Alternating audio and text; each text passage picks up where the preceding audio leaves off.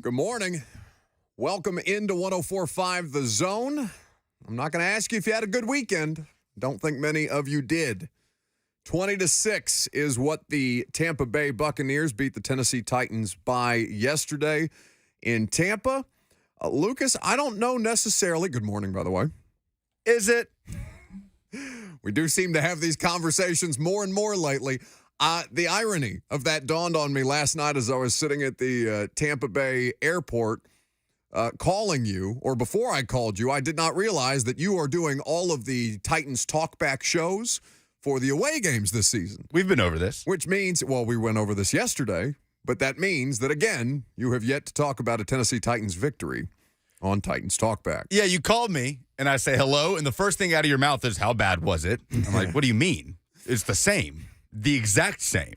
Rinse and repeat. It's all the same. You could take all the audio from every phone call Kevin Dyson and I took on Titans Talkback yesterday and play it after the Browns loss, after the Ravens loss, after the Colts loss. It's all the same.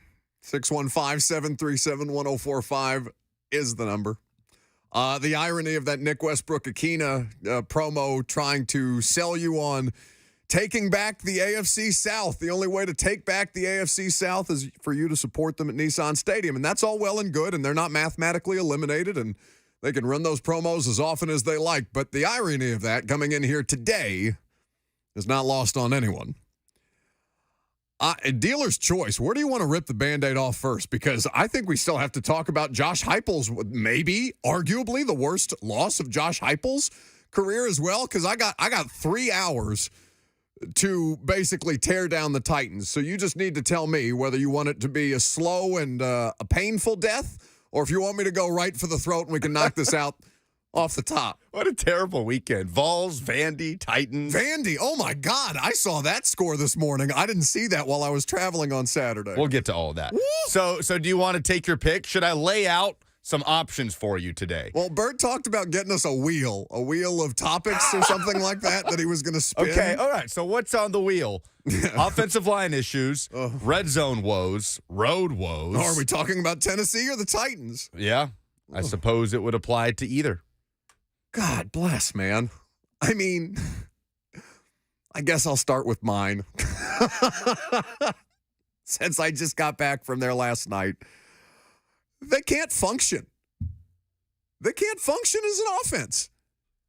How is anybody supposed to survive that offensive line group? It's like, you remember when Dan Orlovsky went viral earlier in the season for saying that no quarterback was capable of operating the New England Patriots system because of all the different things that were going wrong with New England. And New England, by the way, should still be relegated from the NFL. That was an atrocity.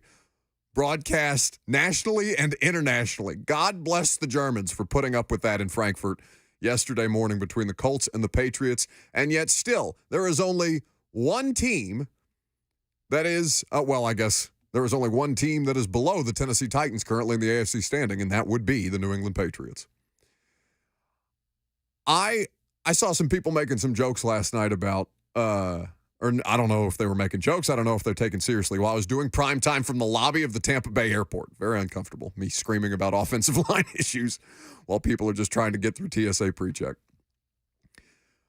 And, some comments were made, they'll get right at home against Carolina. And I'm looking around and saying, how much worse are they actually than the Carolina Panthers or the New England Patriots or the Chicago Bears, the New York Giants? All of these teams are atrocities, and I would put the Titans among them. It is a different conversation, though, today than after, any of these losses thus far. Because now it becomes about preserving the rookie quarterback as best you can. When Lucas and I were on the phone this morning, I asked him, is it too extreme if I get on the radio this morning and say I no longer care about but 3 things to do with their 2023 season? And that's basically the health and viability of the quarterback, of Jeffrey Simmons, of DeAndre Hopkins, because I think Will Levis is going to need him at some point in the near future, And I guess Peter Skoronski, because God love him, he's in there answering questions from us day in and day out about an offensive line group that can't get right. as a rookie, talking about you hate to see the young guy back there getting hit. Peter's talking to us like he's a veteran. He's talking about Levis, his draft classmate, his rookie draft classmate. Is he older than Levis? I think Levis is probably older than him. Levis is 24. Levis is pretty old for a rookie. Is, yes. Skoronski's 22. I mean, come on, man. I'm laughing because I don't know what else to do. And that's the issue with them. There is no fix for their problems in 2023. The ghost of Andre Dillard walked by me last night in the bowels of Raymond James Stadium. And I know he got knocked out with a concussion situation, and I hope that he continues to get healthy, as I do for any of these players who suffer injury at any point. But again, the ghost of Andre Dillard walking by me, just no life in his eyes, holding his bag and walking down the hallway in his flip-flops on the way to the bus to get home and fly home after another road loss with this team. And Peter Skoronski standing in the locker room there with us afterwards and answering all the questions and answering multiple rounds of questions because, okay, I guess we'll go talk to the rookie because he's the only one pulling his weight. You know, I mean, people will want people fired today. People will want people benched today. You're going to want players moved to different positions today. All of the things that you start to grasp at, all the straws you start to grasp at when you're looking at a football team that has no path forward. And so, you know, they have 8 weeks, theoretically, to prove us wrong. Or at least to prove me wrong. And by the way, you may want to ride it out with them. 6 losses on an NFL season. I saw the guys from Hang 10 tweeting about me sitting. It's the meme that you and Bert always reference from the television show. It's going to drive me crazy. It's a comedy sketch show. Eric Andre? Not Eric Andre. Dude kind of. I think you should leave. I think you should leave. I'm going to do a terrible job, but it's just a picture of that guy from I Think You Should Leave sitting there with a half-crooked smile on his face saying, just me sitting here thinking the Titans are going to go 8-0 down the stretch. You know, like that's kind of where people are with this thing. The priority is now not ruining the rookie quarterback, and it's entirely possible that this group could do it because it is as bad as any offensive line group that I've seen here. For Levis, you know, he managed as best he could. Hit 13 times. Hit 13 times yesterday. Hit 12 times hit 11 times against Atlanta. Hit 10 times against Pittsburgh. He is being pressured on more of his dropbacks than just about, I think, 4 other quarterbacks in football. But yesterday felt like less of a chance that he had than any of those previous 2, did it not? On the what was it, the Joe Tryon sack or the Devin White sack? Tryon did not have a sack. So Devin White, I think, when Levis just clipped feet with the running back on the play action concept, tried to catch himself, couldn't, and it ended up being a sack. Just to hear the words from the announcer when I was watching it back on the television copy this morning say, and that's the easiest sack that number 45 will ever get in his career. It felt like that was the case all day. The only time that he wasn't pressured, it felt like, is when they were trying these screen passes, and they were moving the ball. They were moving the ball on the first possession. Bucs win the toss. They defer. Tennessee takes the ball and gets going. Like, they get it going. Levis is not pressured on his first drop back. He hits DeAndre Hopkins for 15 yards.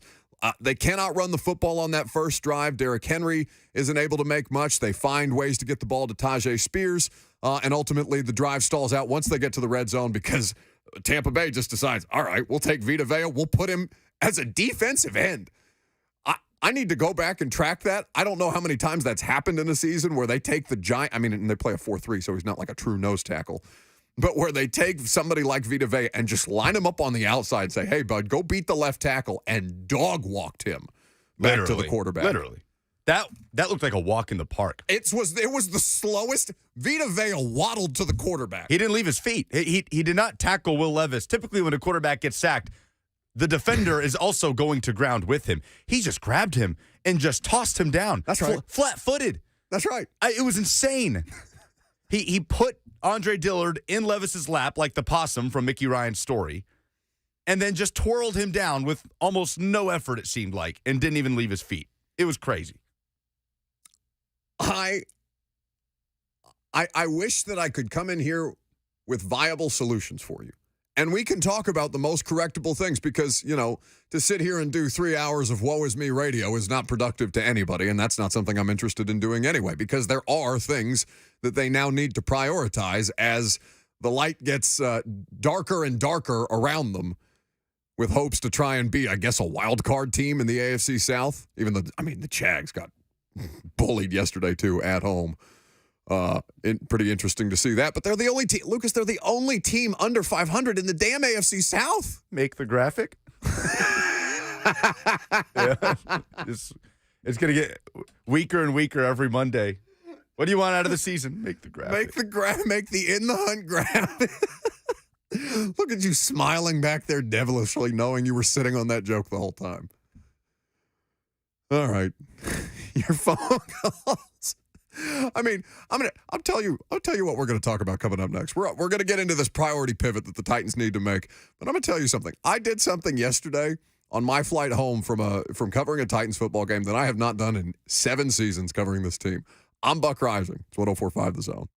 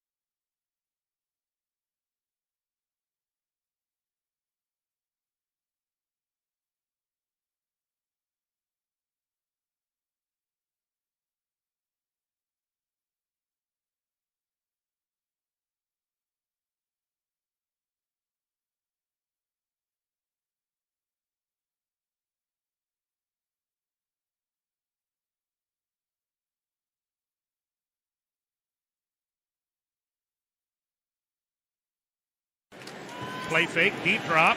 They're going to screen it left side. Here's White, 45-40, 35-30, 25-20, 15, 10, 5, dives for the end zone, and scores a touchdown, Tampa Bay Buccaneers.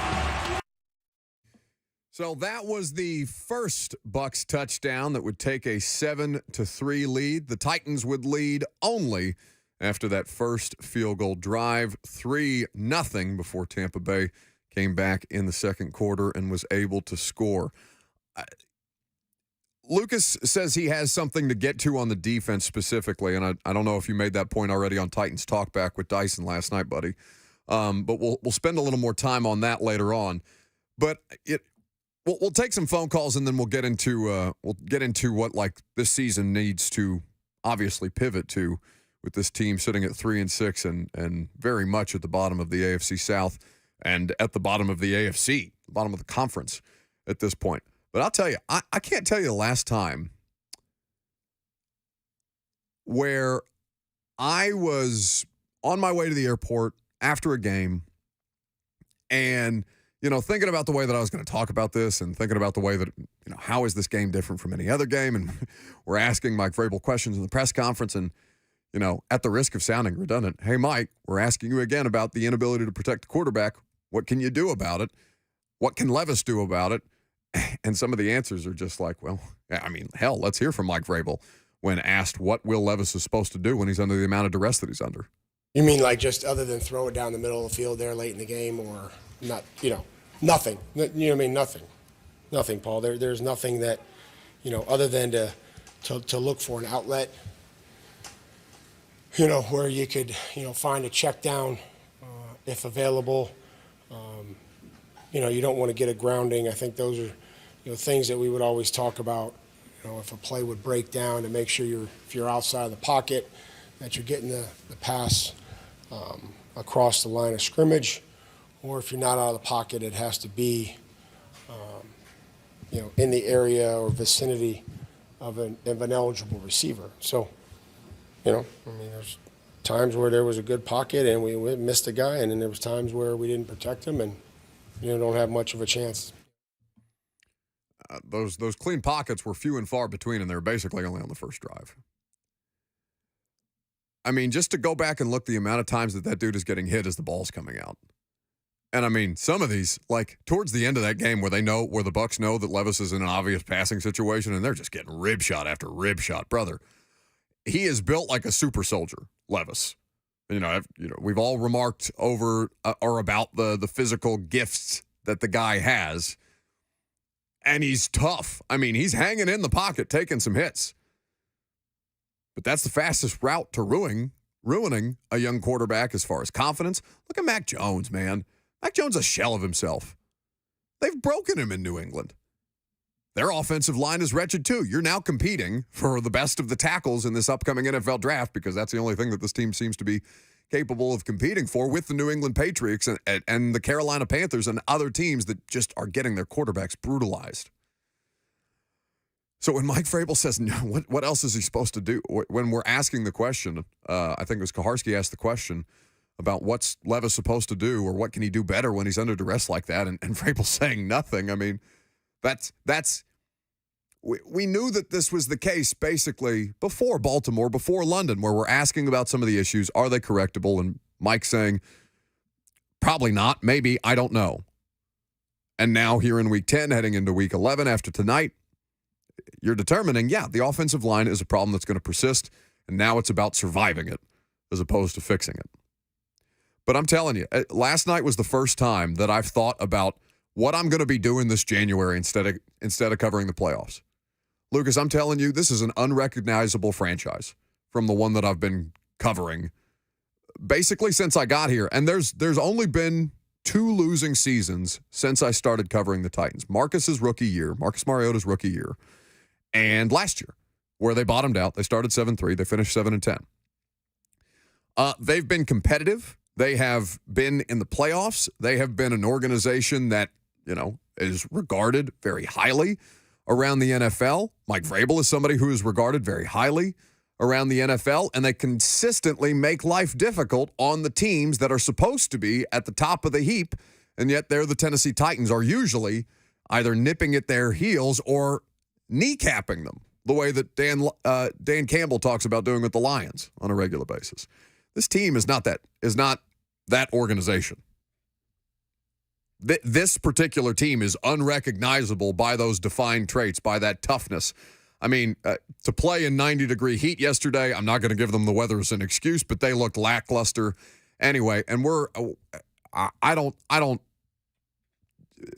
typically feel comfortable questioning the effort of professional athletes, because to go out there and do that job requires a great deal more effort than a lot of us are willing to put forth on our day-to-day. So that's not something I'm comfortable doing. But to see that look so far removed from what I'm used to covering, basically, what I'm used to talking about, what I'm used to watching, and that my standard for them has dropped so pitifully low that it just kind of washes over me sometimes, the losing. And then it takes moments like last night where I'm thinking about, what am I going to be doing this January instead of covering the playoffs? Like, can I go on vacation? Should I book a vacation? Things that I've never thought about in 7 years of my life, because I've been working postseason football except for last year. They just continue to get beat at their own game, right? What they've established as their own game. It's not their own game anymore. Everybody else has taken it from them. Teams who should not be capable of taking it from them. The Tampa Bay Buccaneers are not the cream of the NFL crop. Yeah, they're coming off a 4-game losing skid going into yesterday. This is an objectively bad football team by NFL standards. There's plenty of bad football teams winning games yesterday, by the way. It's an objectively mediocre football team. There's a lot of those. Fair. That bad is fair. Bad is New England. Bad right now is the Titans. Bad as the Cardinals. Bad as the Panthers. Fair. That is a good differentiation. But it's the first time in a couple of weeks where I've had to kind of check myself and be like, oh my God, it almost feels like I'm letting them off the hook because there's nothing that I think that they can do. So, beyond, all right, go out and prove it to me, doing that for a couple hours of radio is not a productive exercise. It's just, it's pretty jarring to see when it happens that drastically. All right, phone calls. Let's try it. 615-737-1045. Tony's in Murfreesboro. Thank y'all for taking my call. Can you hear me? Mm-hmm. All right, so listen. Vrabel is the issue. He's the issue. Tomlin works just fine with less talent. I mean, of course, he got a dog or two on defense. We do too. And Tomlin kicked our butts. This is what he did when we played them on Thursday night. He brought his offensive coordinator down from the box to the ground, to the sideline with his players so they could touch him, so they could see him, so they could see his reaction. Vray don't make choices like that. And then another thing with him, he knows that we have a rookie quarterback. He knows we got a terrible offensive line. He knows Bayer just got traded. And then we're on defense. We don't have a dog on defense that can be like Jeffrey Simmons. Jeffrey Simmons can't do it all as far as vocally. But we don't have you remember how Ray Lewis used to be? We need a linebacker. We need a dog at linebacker. And I know we traded for one or two, but we can't expect them to be the leaders in the locker room. And I'll hang up and I'll get y'all thoughts. It's Braves. Okay, so a lot of ground covered there. Thanks for the call, Tony. So the linebackers, it's a patchwork roster, right? So let's start there. They tried, and we've covered this ground before, right? As recently as last week. They've tried to patchwork this thing together. They gave a bunch of dudes like Dillard and Alshare prove-it deals to see if, with expanded opportunity, they could improve themselves or capitalize on expanded opportunities and turn themselves into viable NFL starters. Dillard, we know quantifiably, is not. He's been benched. Well, he didn't get benched yesterday. The concussion protocol is what he's currently in, and Dylan Radins came in and played for him. So you're telling me Vrabes is the issue, and then everything that you've cited is personnel. If I'm understanding your findings correctly, that the coach is the problem, but every reason that you've given is the players. I'm not saying that the coaching staff should not be held to account here. Some of the conservative decision-making on the 4th and 2, where they opt not to go for it, and Mike explained that decision to us yesterday. We'll read you the quotes here in just a second. But they took a 51-yard field goal attempt, and they missed it. Nick Folk missed his first field goal attempt of the year. And that was you're trying to keep yourself from having to go for it late by going for it early on that 4th and 2 when you look at the way that the numbers bear themselves out.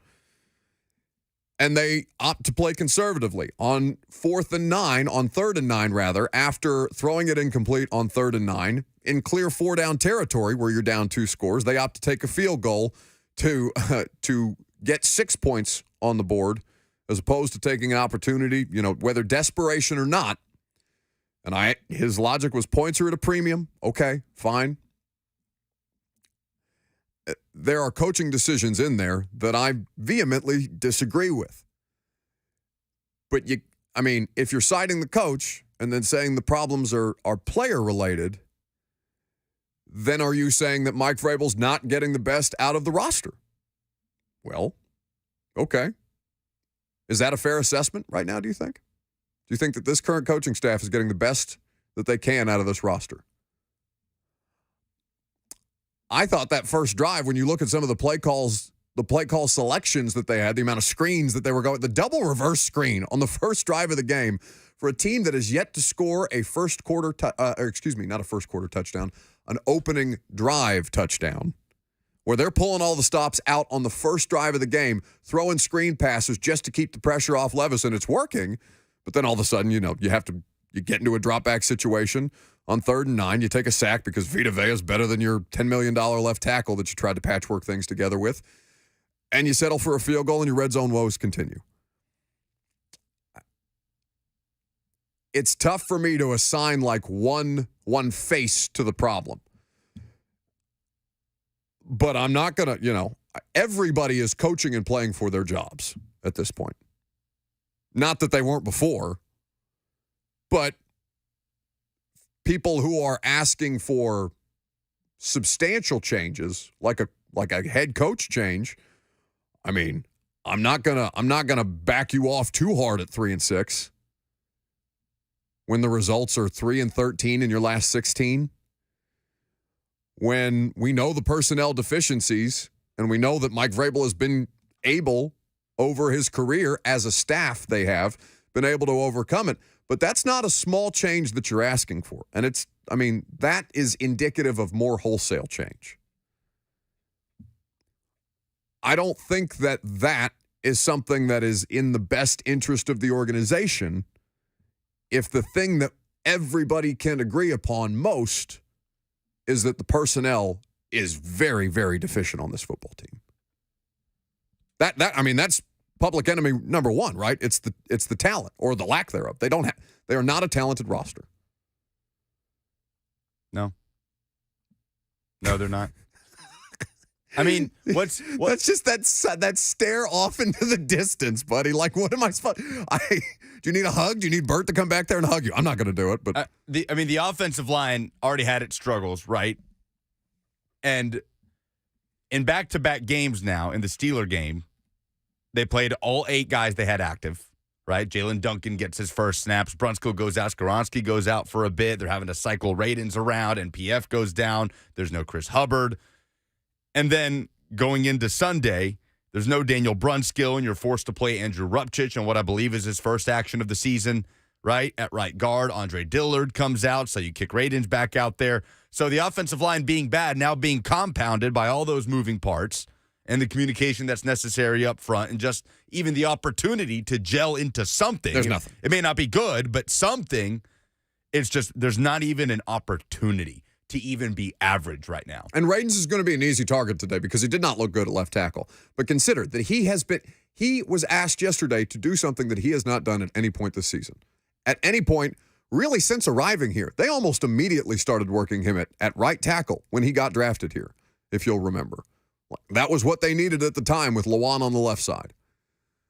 So that now that it's like dropping me and Lucas into New York City and asking us to do a 3-hour sports talk radio show, having not paid a damn bit of attention to the Yankees, the Mets, the Knicks, the Jets, the Giants, any of it and expecting us to just kind of like, all right, get off and rolling. That's what you basically asked Dylan Radins to do yesterday, and he did it because he's the only one that they have. He's the only one that they have left.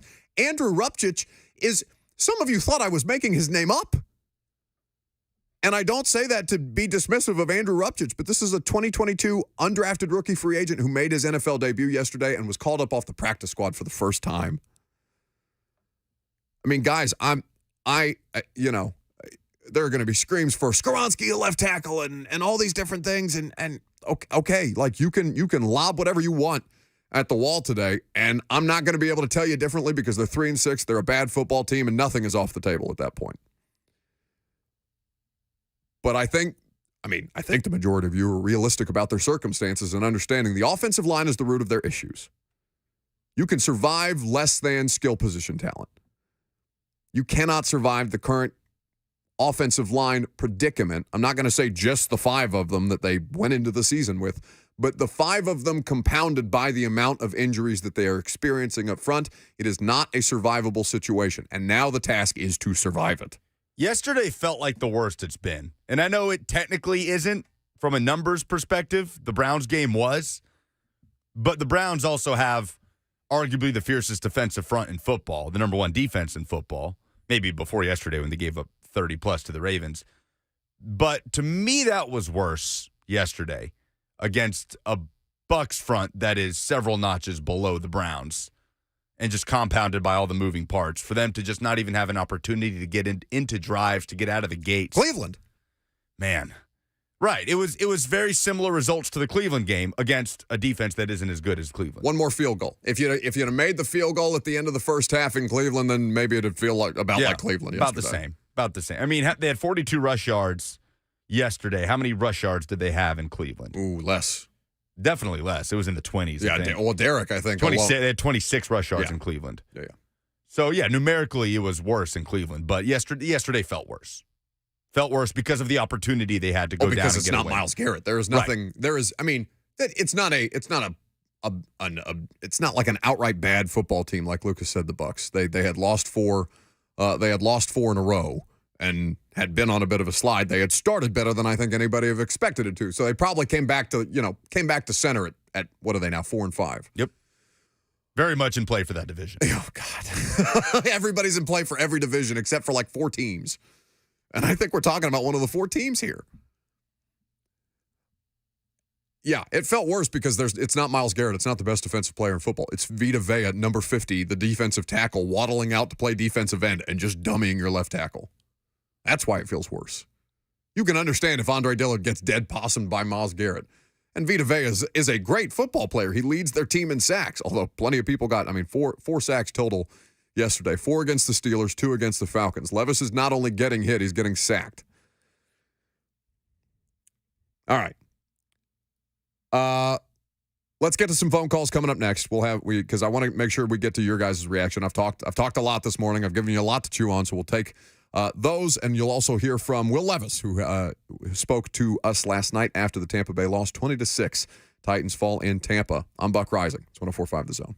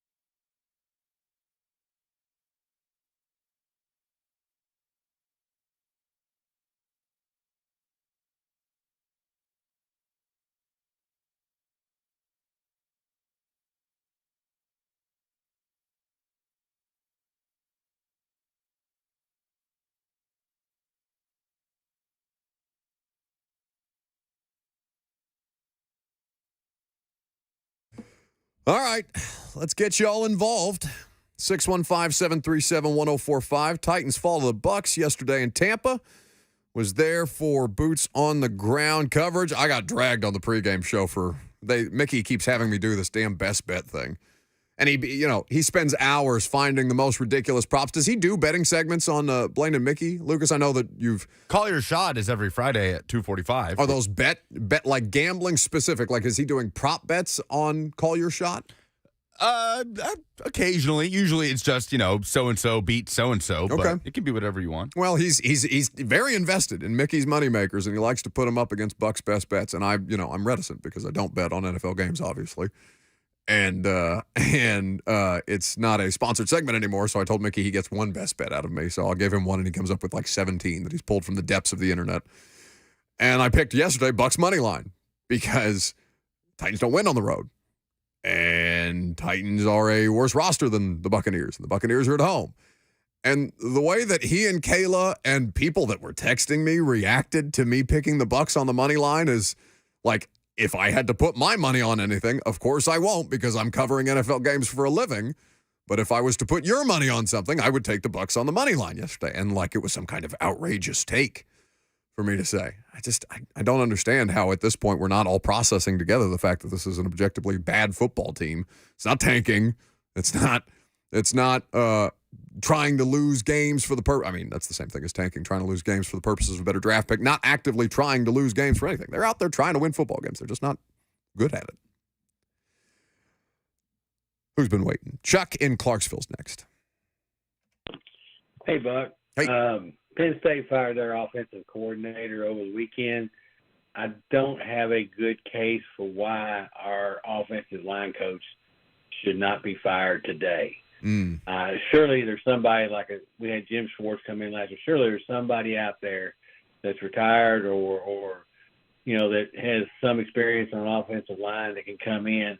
I mean, it looked like a Chinese fire drill most of the day yesterday. And I know it's a patchwork line, but my God. Well, Chuck, I mean, they just fired an offensive line coach to replace it with another offensive line coach who they respect. Like, you're going to do this every year? Because, I mean, if the talent's this bad, you're going to do this every year with the offensive line coach?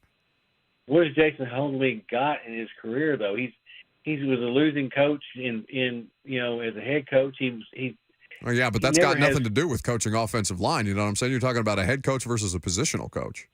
I'm just saying, I understand the point that, I was there. I watched the entire thing yesterday, Chuck. It's a mess. They're bad players. They're bad players. They can't do anything to keep that quarterback upright other than throw screens. Like, Dylan Radins is not supposed to be a starting left tackle. Andre Dillard is not supposed to be a starting left tackle. Andrew Rupchitz is not supposed to be a starting right guard. These are undrafted rookie free agents. These are busts of draft picks. And Radins, he's doing as best he can admirably. He is not he's not lived up to the pedigree by any stretch of the imagination. I'm not caping up for the coaching staff. There's nobody deserving of being caped up for today beyond Will Levis, Jeffrey Simmons, Derrick Henry, because I think they're failing him horribly at the end of his career. And at this point, it's just going to be easy to move on from Derrick. And not that it wouldn't be easy to move on from Derrick anyway, but at a time when this person has needed you more than ever to support him as your franchise's most important player of the last decade, arguably, he's going to have the worst offensive line of his career, and it's going to be painted as if Derrick Henry is like the one who's fallen off a cliff. Chosen on the F&M Bank chat says the problem is the O-line coach is another promotion from within who was on staff with Keith Carter, who was fired. These in-house promotions by Vrabel aren't working. That's the thing. When the in-house promotions work, you're going to get praise for them. But when they don't work, especially in the short term, then there's going to be that much more scrutiny around them. Arthur Smith was a good hire, yeah? It was. Internal promotion.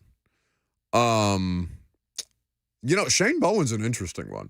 Because that defense, I don't know everything that Jim Schwartz did, okay, as a member of the Titans defensive coaching staff. As a senior defensive assistant. Yeah, we were never allowed to speak with him in his capacity because he's not a coordinator and they don't make the senior defensive assistants available. Pat O'Hara used to be a quarterbacks coach. He's not. He's a pass game analyst. We don't talk to Pat O'Hara anymore. So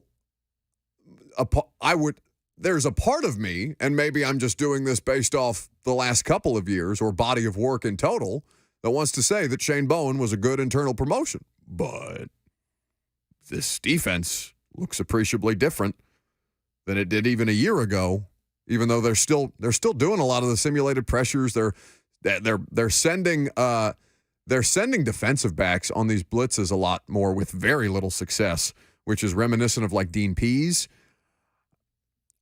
So again, I don't know if we talk about how bad the secondary is, and I don't know if you pin that on Shane Bowen necessarily, but I'm not as willing to say that Shane Bowen was a good internal promotion as I used to be. Well, that 2020 year was that weird, like, mystery DC year, right, where they didn't have a defensive coordinator. Bowen was the outside linebackers coach, and we knew he was calling the plays. With Vrabel. Right. It was this weird, like, nobody knew what that dynamic was. Byard literally said we didn't know who was coordinating the defense. Right. There clearly was a lapse there, and the defense suffered for it. The third down defense was horrendous. Jonathan Josephs, Jadeveon Clowney. And then Schwartz comes in 21 and 22, and the defense gets better, and now it's kind of going back to square one here in 2023 with Schwartz out the door. So, I mean, it's like Schwartz just left, so I don't know that all of these problems can be attributed to Schwartz getting a defensive coordinator job. But I'm not going to outright dismiss you. I don't have all the details to indicate to you what exactly Jim Schwartz did in his entire capacity with that football team and how much better it made Shane Bowen. I know that Jim Schwartz made them better as a coaching staff. I know they are a worse coaching staff for not employing Jim Schwartz. I know that the Browns are a better coaching staff for employing Jim Schwartz. Where that lies in the margins, it's not possible for me or for me to articulate to you, or for that they're going to be willing to provide to you. So it's just kind of this nebulous thing that's you can't dispute it. You don't have enough information to dispute it, right? It's like the injuries thing, right? Yeah. Well, they got to fire their strength and conditioning. Like, we have no information to diagnose what the biggest reason for this historic run of injuries is. None whatsoever. Yeah. And that makes it hard, and it's frustrating because it continues to be a problem that you have trouble diagnosing.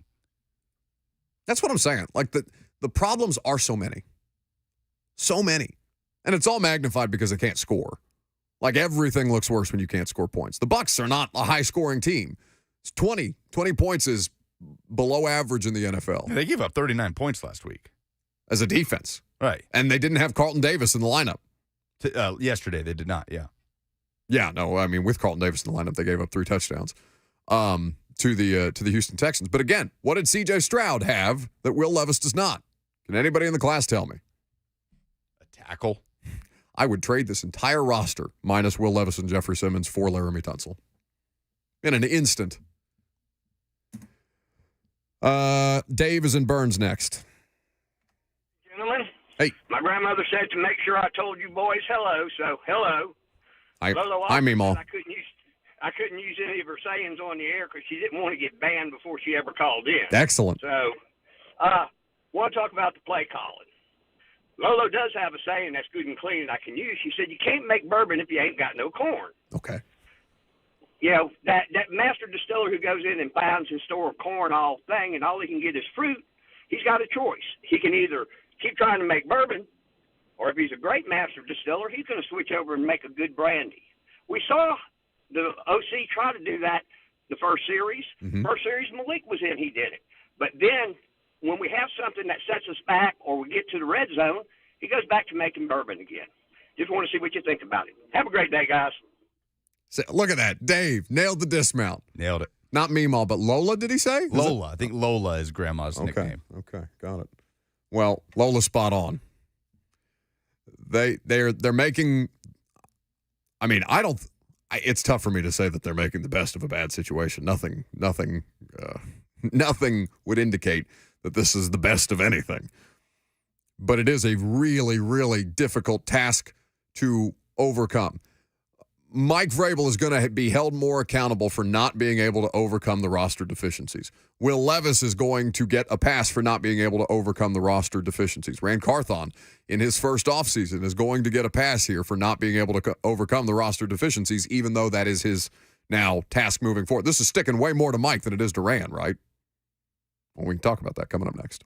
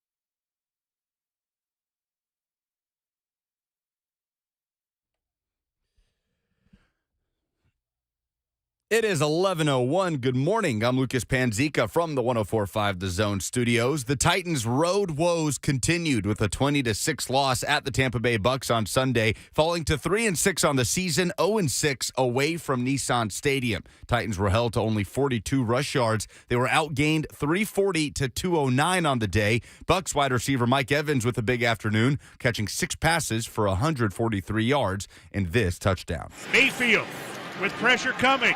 He's going deep downfield for Mike Evans. He catches that inside the 10, gets up and walks into the end zone, but he will be ruled down at the 8.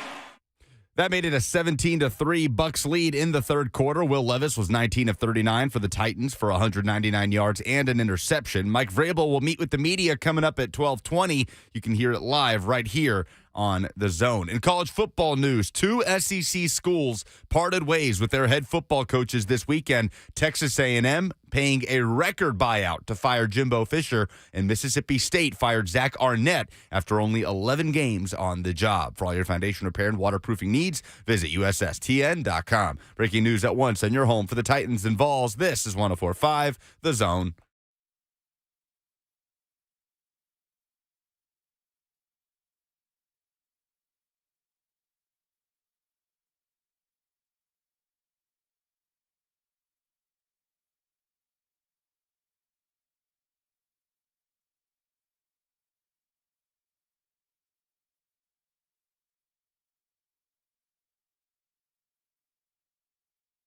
What's happening?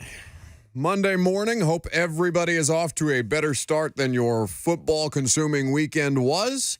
Titans fall 20-6. Vols fell worse than that on the road at Missouri. We will talk about in this hour whether that was the worst loss of Josh Heupel's career at Tennessee. Hell, it's up there with some of his worst coaching performances generally. That will be later on this hour. Meanwhile, Titans have a lot of things to work through. 12:20, Mike Vrabel will speak to the media. We will carry that press conference live for you. A lot of people going back and forth on who this is sticking to more. The question that I asked before we went to break, Mike Vrabel or Rand Carthon, given that the personnel is the biggest issue, that this is the general manager's first year here, and that the head coach has never had more say over the personnel than he does right now. So if I pose that question to the audience, and the phone lines, they are few and far between, the phone lines, but you can jump on as people drop off and as we take calls, 615-737-1045. If I pose to you that question, I don't know that anybody is going to make a compelling argument for me that Rand Carthon is the person who is drawing the most ire today, despite the personnel issues being the root rot of this thing, because it is a rotting roster. So if that is the case, how often do we see, I think it's fair to talk about this, how often do we see these combinations of an existing head coach with a new general manager? How often do we see these things be survivable, basically? Because a lot of people are lobbying, saying firing Mike Vrabel should absolutely be on the table. Just I'm looking at the chat. When I say a lot of people, I should probably limit that to say the YouTube chat, where some of our most unhinged and and careless individuals who listen to the radio show. We love all of you, but you're crazy. No, but those were a good bit of the calls on Titans Talkback yesterday. That Rand Carthon should be allowed to fire Mike Vrabel and hire his own guy. The idea that Vrabel is on the hot seat, which I think you and I would agree is objectively not true. I think that on the hot seat by the fan base is one thing. By the people who directly are responsible for the hiring or firing of Mike Vrabel is another. Right. And which is what I've been trying to explain to people, I feel like, all season. You are absolutely entitled, as a fan, after 3-13 in your last 16, to say that your head coach is on the hot seat. For that to actually be the case, much different discussion. Yeah. It is, if Mike Vrabel, and I don't think that that's happening this year, like, This feels pretty rotten. It could feel a lot worse the further that we get into this, even though they have one of the easiest remaining schedules in football. The Tennessee Titans do. They're now the bottom feeders that teams are now going to be looking to pick off on to kind of improve their records and resumes as they compete for the division. At least at 3-6, that's what they look to be. So if it continues to get worse, as it is fair to anticipate that it might, I still don't think that Mike Vrabel is gone at the end of the year. I think that depending on how much worse it feels and how much worse it looks, and if, Lucas said yesterday felt worse than it has in a while, and it felt pretty bad in Cleveland, I would have to imagine, if you're a Titans fan watching that sputter and flounder about. It was in the same mold as the Cleveland game. Sure. Right? Like hopeless. Vrabel talked about this week, they've been competitive, right, in these road games. When he talked about the road woes, apart from the Cleveland game, he said we've been competitive. And they were, on paper, competitive as far as it being a one-possession, two-possession game pretty much the whole way yesterday. But I would say uninspiringly competitive, whereas the score is within reach, but not really. Nothing that's happening makes you think that. Yeah, down 10-3, right? They were theoretically one play away, but did you feel great confidence in them being able to get that one play off down the field? Of course not. So bringing it back to Vrabel and Carthon. If there was a scenario where somebody had to make a decision to fire Mike Vrabel at the end of the season, and that is not, in the works by any stretch of the imagination, as we sit here on November the 13th, I want to make sure that I make that clear. But if that situation were to come to pass, they miss the playoffs, season ends, locker room cleanout, press conferences, all that, the person that makes the decision to fire Mike Vrabel is not Ran Carthon. So, that power dynamic may change in future seasons. But if anybody is going to make a decision to fire Mike Vrabel, as the current org chart of the Tennessee Titans exists, it would be Amy Adams Strunk. Or the ownership group, let's say. But of course, Amy is the controlling owner. They lost 7 games in a row to finish out the year last year. And their responding move was giving Vrabel more control over the roster. He won a power struggle. So I don't know how people look at that. Yeah, you could say 3-13 in the last 16, got to go. They lost 7 in a row and gave him more control. They directly told you who they attributed those woes to. And by the way, they still think that Mike Vrabel is a great asset that they cannot lose. I haven't checked in on things as of yesterday. Probably should, but they were a bad football team before. And there was still great confidence in the idea that Mike Vrabel is an asset that the franchise cannot afford to lose. So, I tell you that not as an opinion, but as their perspective. And I'm not speaking for anybody over there, but these are the things that I talk to people about. It's my job to. So, as you throw out these scenarios and as you call for people's jobs, and understand that when you call for a job like Mike Vrabel's, that you're really calling for the job of the entire coaching staff, because in a situation like this, where a lot of people are probably getting cleared out of that organization anyway at the end of the year, because there's a lot of holdovers in the front office, and I don't know what this is going to look like, but I anticipate that there would be a fair amount of change. That Vrabel is one head that you want to roll comes with a lot more heads. Now, that may not matter to you, because these are really not people that you associate, right? You don't recognize, I'm not going to name any names specifically on the coaching staff, but you don't attribute, you don't associate those position coaches or assistant coaches or all these other people that are stacked underneath Vrabel in this situation with your football team as much as you do Mike Vrabel. So they're just kind of faceless individuals to fans, and that's fine. But, the position of the organization is Mike Vrabel is an asset, and that they would be worse off to lose him, and that another organization with a better football team, with a better roster, the way that Mike came into this one with, would hire him before he probably had the opportunity to tell his family that he'd been let go. The roster's in a bad spot. He and Ran are going to get every opportunity to get it out of it, right? Yes. That's where we're at. Yes, and by the way, how they manage those two things together is going to be fascinating. I am really curious to see how that works, because all of these things always come with a degree of tension. Now, that does not indicate that there is some kind of outlying tension between head coach and general manager, but when you're 3-6, everybody feels bad, everybody's in a bad mood, nobody's sleeping, and you have to figure out ways to get it right. And you have to do these things together, and you have to work through any differences of opinions or anything. I'm just saying this larger scale. If Lucas and I, if our ratings were terrible, thank God they're not. But if the radio show was struggling and we couldn't figure out what the hell to do, about it on a regular basis, but we knew that we still had to come in here and talk about whatever the hell we were going to talk about for 3 hours a day. I would throw you under the bus and take over. It's your name on the show. But that's not a bad way to look at professional sports, bud. There are far more people in that industry, and in this, the entertainment industry is disgusting as far as this is concerned. There's no loyalty, as evidenced by Lucas and I's relationship on a regular basis. But there are far more people who will go for the throat of somebody who, looks like they might be falling off anyway, and use that as a way to further their position. Again, I'm speaking generally.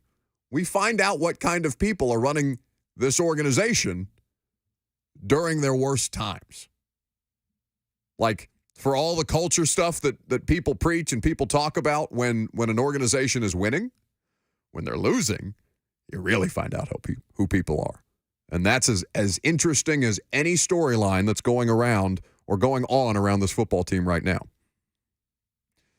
615-737-1045 is how you jump in. How about Tim in Virginia next?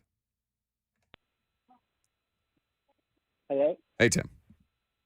Hey, Buck. My name's Tim, and I have a little list here that I put together, if you don't mind. I've noticed, I put it on coaching as well. I mean, ultimately, Coach Vrabel is responsible for the players and the coaches. So personnel, I would blame him at this moment more than Ram. And then the conservative play calling, like the 2nd and 9 run in the red zone with Henry, and then asking a 40-year-old kicker to kick a 51-yard field goal. It's like he's trying to play 80s football. And then, too, I don't know if anybody else gets this feeling, but he seems kind of checked out, like on the podium. He just seems like you don't really get straightforward answers from him. It's like, head's always down. I feel like he's more or less checked out. I don't even know if he wants to be here after this season. That's just my 2 cents, but I'm definitely wanting to put this more on Coach Vrabel than I would Rand Clark on. Okay. Thank you for the call, Tim. Tim had a list. Get more of your phone calls on this throughout the course of the show. We're with you till 1 o'clock. Of course, Blaine and Mickey and 3HL on after that. You'll hear from Mike Vrabel. We'll see how checked in or checked out he sounds at the podium today. I don't think you can attribute anything to how Mike Vrabel sounds at the podium, though.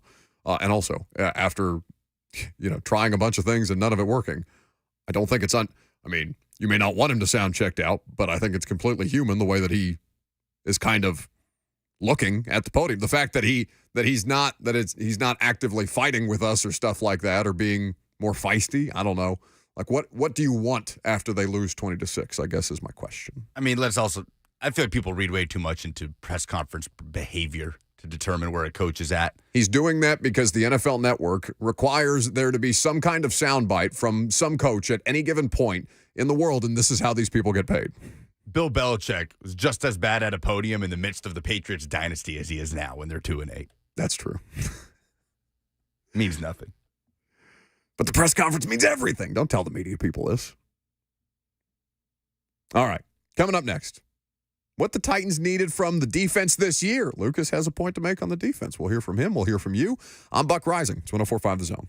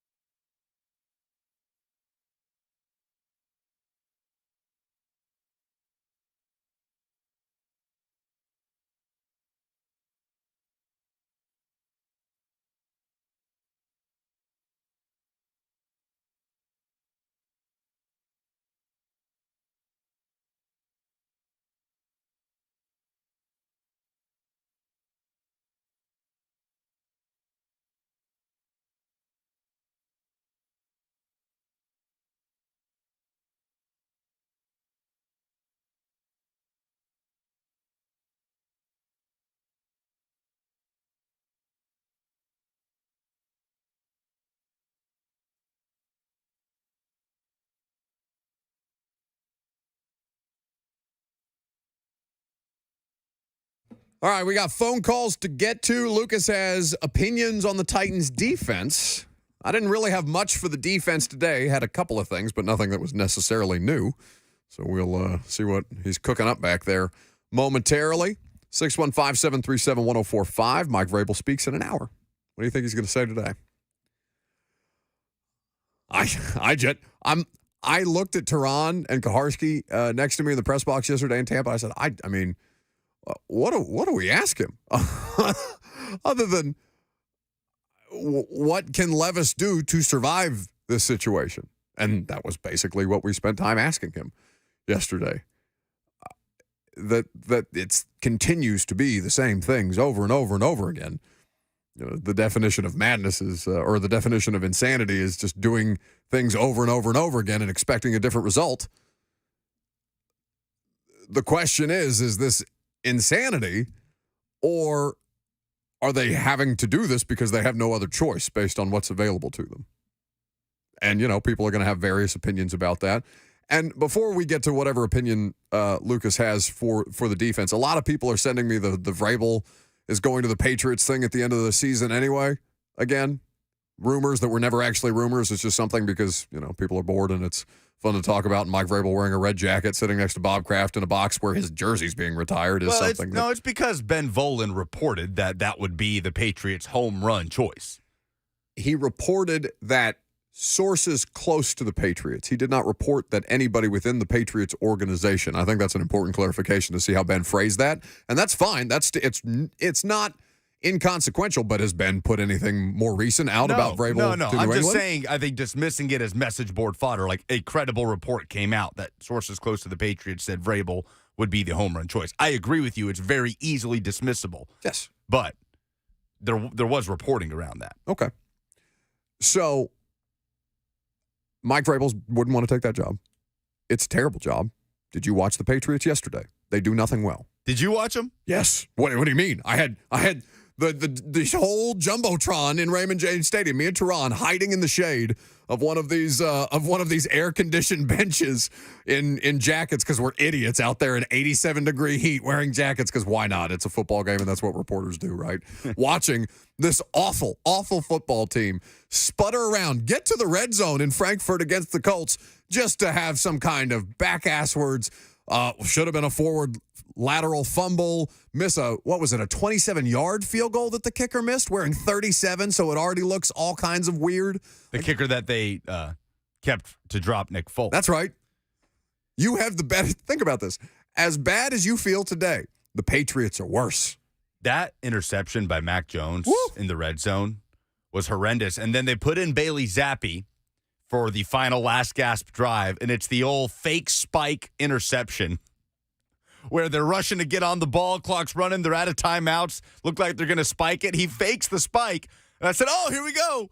And it just promptly throws it into triple coverage and it's picked off. Oh, and did you see Bill O'Brien chew him out? Mac Jones? Yeah. They broke him. They have ruined a quarterback. Your objective now for the remainder of the season is to not ruin the thing that you think might be yours, Will Levis. So that now becomes that to me is Vrabel's most important job. Like, I understand that the winning of football games is something that he is there to do, and that they are likely not going to win many more football games this year based on the current construct of things. If Vrabel successfully finds a way to keep that quarterback from being just absolutely destroyed back there, then I will consider that a successful season, and I think that he should be given the opportunity, he and Rand Carthon together, to try and put a roster around it. Because it is a more stable situation than the New England Patriots. It is still a more stable situation because there's a lot of negativity in that building right now, man. In New England? No, the Titans. A lot of bad vibes in that building. And it's still better than New England. And what would New England have to do to hire Vrabel? They have to trade for him, right? Yeah, because he's under contract with the Tennessee Titans. That's right. So what would they have to give up? Draft capital. Mm-hmm. Significant draft capital. You know what they don't have? And you know what they desperately need? Players.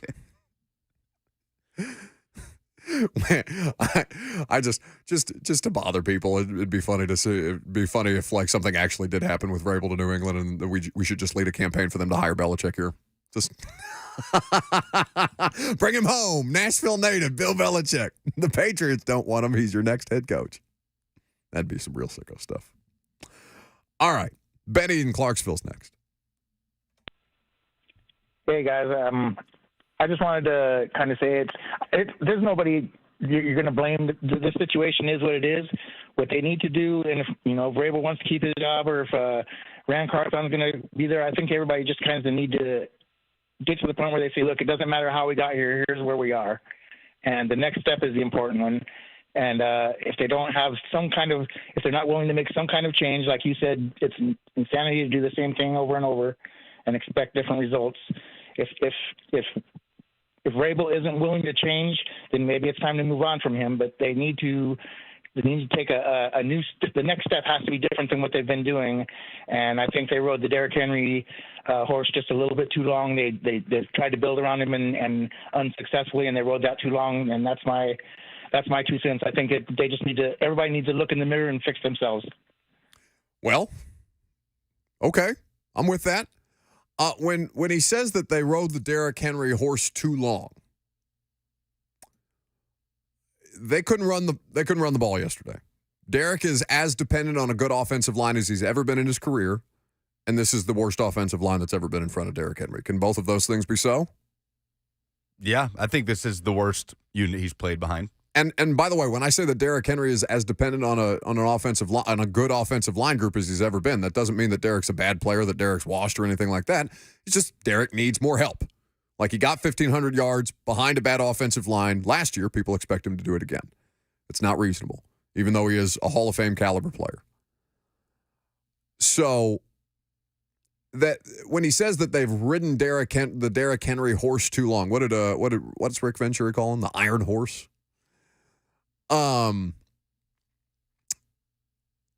This does feel like an accumulation of years of these problems that is now manifesting itself in a very, very visceral way.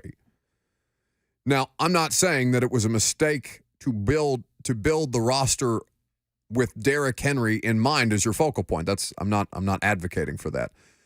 But or saying that that's an opinion that I would have. But I think that basically these things have been depreciating in real time, and they haven't done enough to fix them over the course of not just this season, not like these 10 games or these 9 games that they've played, but over the past, we'll call it three seasons, really? They have failed to address a lot of the issues that are still plaguing them. Now, people have lost jobs over that. So a head has already rolled for the issues that are still plaguing you, because it's not just the A.J. Brown trade. It's the offensive line situation. It's the fact that the last 3 John Robinson draft classes are bad right now. Who is the bright spot of the last? McCreary, who had an interception yesterday, 3rd interception of the season. Titans get a turnover, still can't make it happen.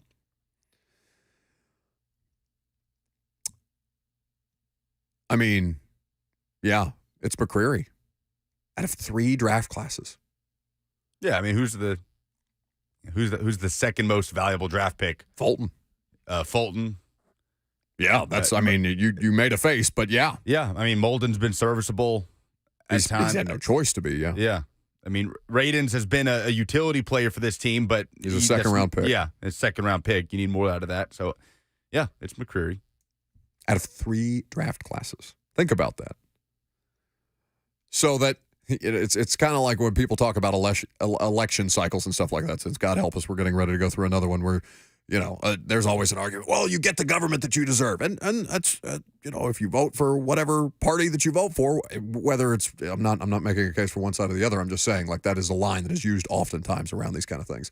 So this is, you get the roster that you draft, you get the government that you deserve, you get the roster that you draft. What I'm looking at is a roster that's been drafted and cannot function. Where Rashad Weaver is inactive yesterday and tweeting LOL like an hour before the inactives come out. And then, Mike Herndon is out here being petty on Twitter with his Pro Football Focus grades against the run and as a pass rusher and saying LOL to Rashad Weaver's stat line. Like, that's where we are right now.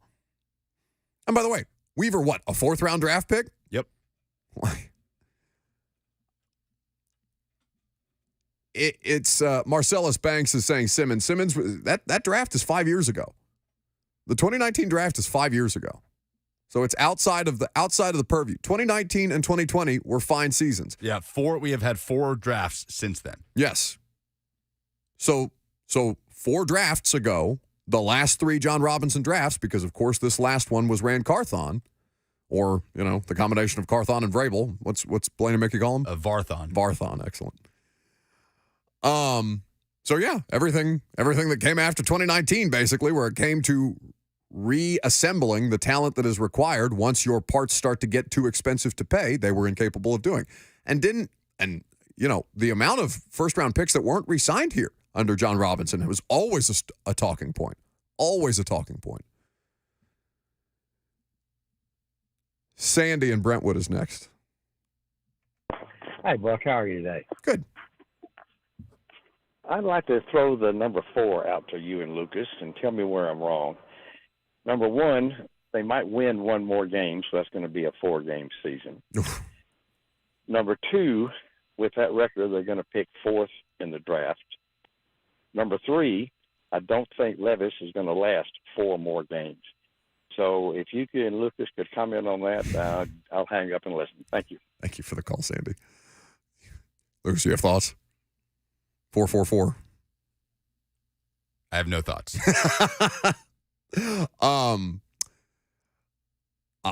Ryan Tannehill would never admit this. I don't know. I'm not going to speak for Ryan Tannehill. I have no idea what's going on in his head, but I have to imagine somewhere deep down yesterday he was watching that and being like, see, I told you.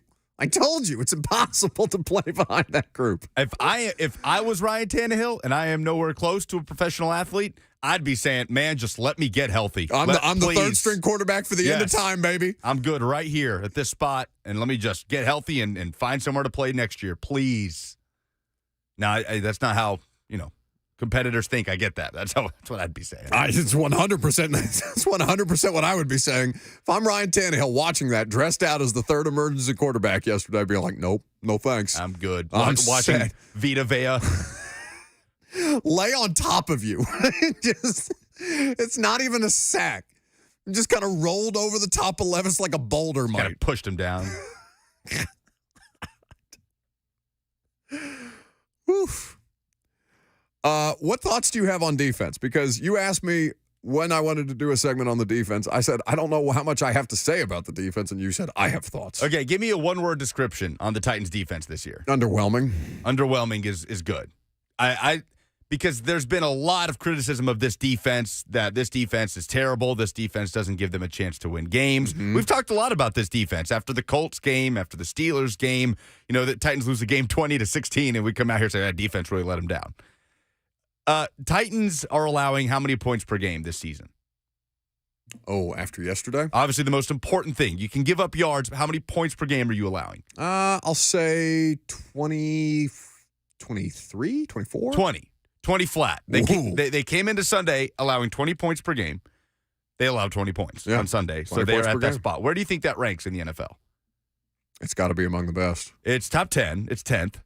Still.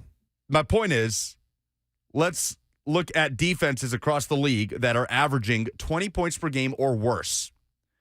The Pittsburgh Steelers, the Minnesota Vikings, the Jacksonville Jaguars, the Cincinnati Bengals, the Philadelphia Eagles, the Detroit Lions, the Miami Dolphins. What do all those teams have in common? They're good. Winning records, in play for their division, Super Bowl contenders in that group. So my point is, this defense didn't need to be good coming into the year. They needed to be elite. Yeah, and they're not. For the Titans to have a chance. This offensive line didn't need to be great. It needed to be average. It's worse. It needed to be a 5 out of 10. It's far below average now. It's worse. So, the Jets, the only reason the Jets are even remotely alive this season, right? That defense is elite. So okay, it's not sustainable, is my point. Yeah. It's not complimentary football. Okay. And we thought this defense had a chance to be elite. They're not. They're not terrible. They're not great. They're averaging 20 points per game. They give up big plays in untimely spots. Yesterday, the Titans challenge a 32-yard or a deep ball, and Vrabel wins the challenge, and then the Bucs promptly beat Roger McCreary down the field with Mike Evans for an X play. And for they moved 43 the yards as opposed to 32, yeah. So, yeah, untimely plays, certainly. But I've seen a lot about this defense where this defense is good enough to win. The offense has made it that much worse. Okay. This is a mirror. Well, it's not a mirror image of 2019. Up until the Broncos game, the Titans defense was allowing 20 points per game. I remember that being the stat over and over again. We talked to Kenny Vaccaro about it, Byard about it all the time. What more can you do if you guys are already holding teams to 20 points per game? And they were good soldiers, right? They said, we have to make more plays. The same thing that Jeff Simmons is saying to us in the locker room last night about we have to make more plays as a defense. Everything is magnified when you can't score. Except the problem in 2019 was what? Marcus. Yeah, you held the Denver Broncos to 16 points and still didn't even have a chance to win. Because you scored nothing. You scored nothing in that game. Scored 0. You held them below the 20-point average, and you scored 0 points.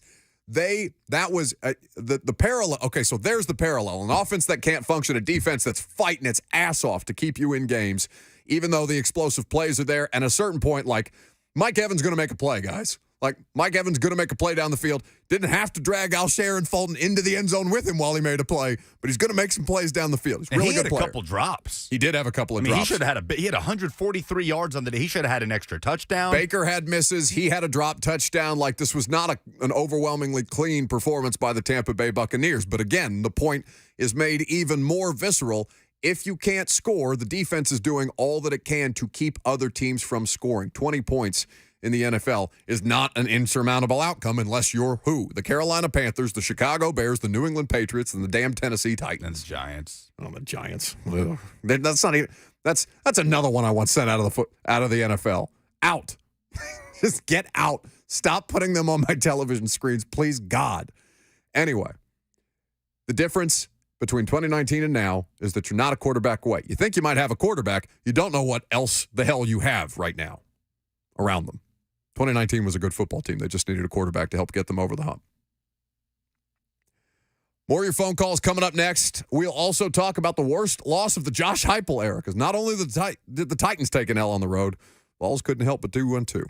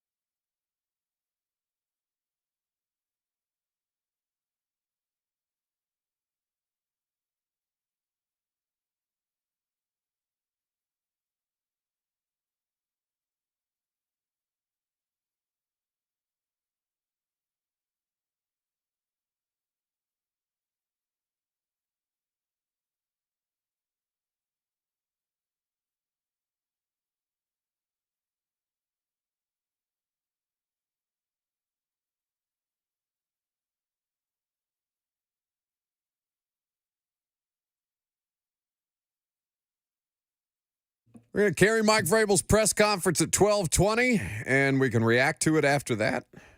Head coach going to speak after the Titans dropped another road game yesterday to the Bucs in Tampa Bay. There is another team that played a road game this weekend. Lucas, you invited Robert and I over to your house on Saturday. I passed out on the couch and did not make it before my flight left for Tampa, but you were kind to do so. You invited us over for a day of college football and food, and with the culmination, I assume, being the 2:30 CBS kickoff between Tennessee at Missouri. Yes. And so vibes were high prior to kickoff? Sure. Until they weren't. I mean, it was just one of those games where at no point from start to finish was it enjoyable if you're a Tennessee fan. You enjoyed Missouri gets the football first. They march right down the field, and Jalen McCullough picks off Brady Cook, and it's a long run back. And that, early first quarter, you force a turnover. From there on out, there's not one moment that got you up out of your seat. Because every time Missouri had the football, it felt like a long, sustained drive. I mean, time of possession, Missouri with 39 minutes, 56 seconds of the ball. Even Tennessee's touchdown, a deep ball to Dante Thornton to take the lead, is not really a moment that you get up and enjoy because did he catch it? Did he not catch it? Oh, he got hurt on the play. And then you figure out it is a touchdown after they review it. It was just odd, kind of disjointed. And then from there on out, I mean, Cody Schrader destroyed this team. The Missouri running back, JUCO transfer, 35 carries for 205 yards and a touchdown, 5 catches for 116 yards. Tennessee just got dominated on the line of scrimmage, couldn't run the ball. 83 total rush yards, worst rushing performance of the season for the Vols, team that's averaging over 200 yards per game on the ground. And it's a 2-possession game until late fourth quarter, and it escalated quickly and 36-7 final.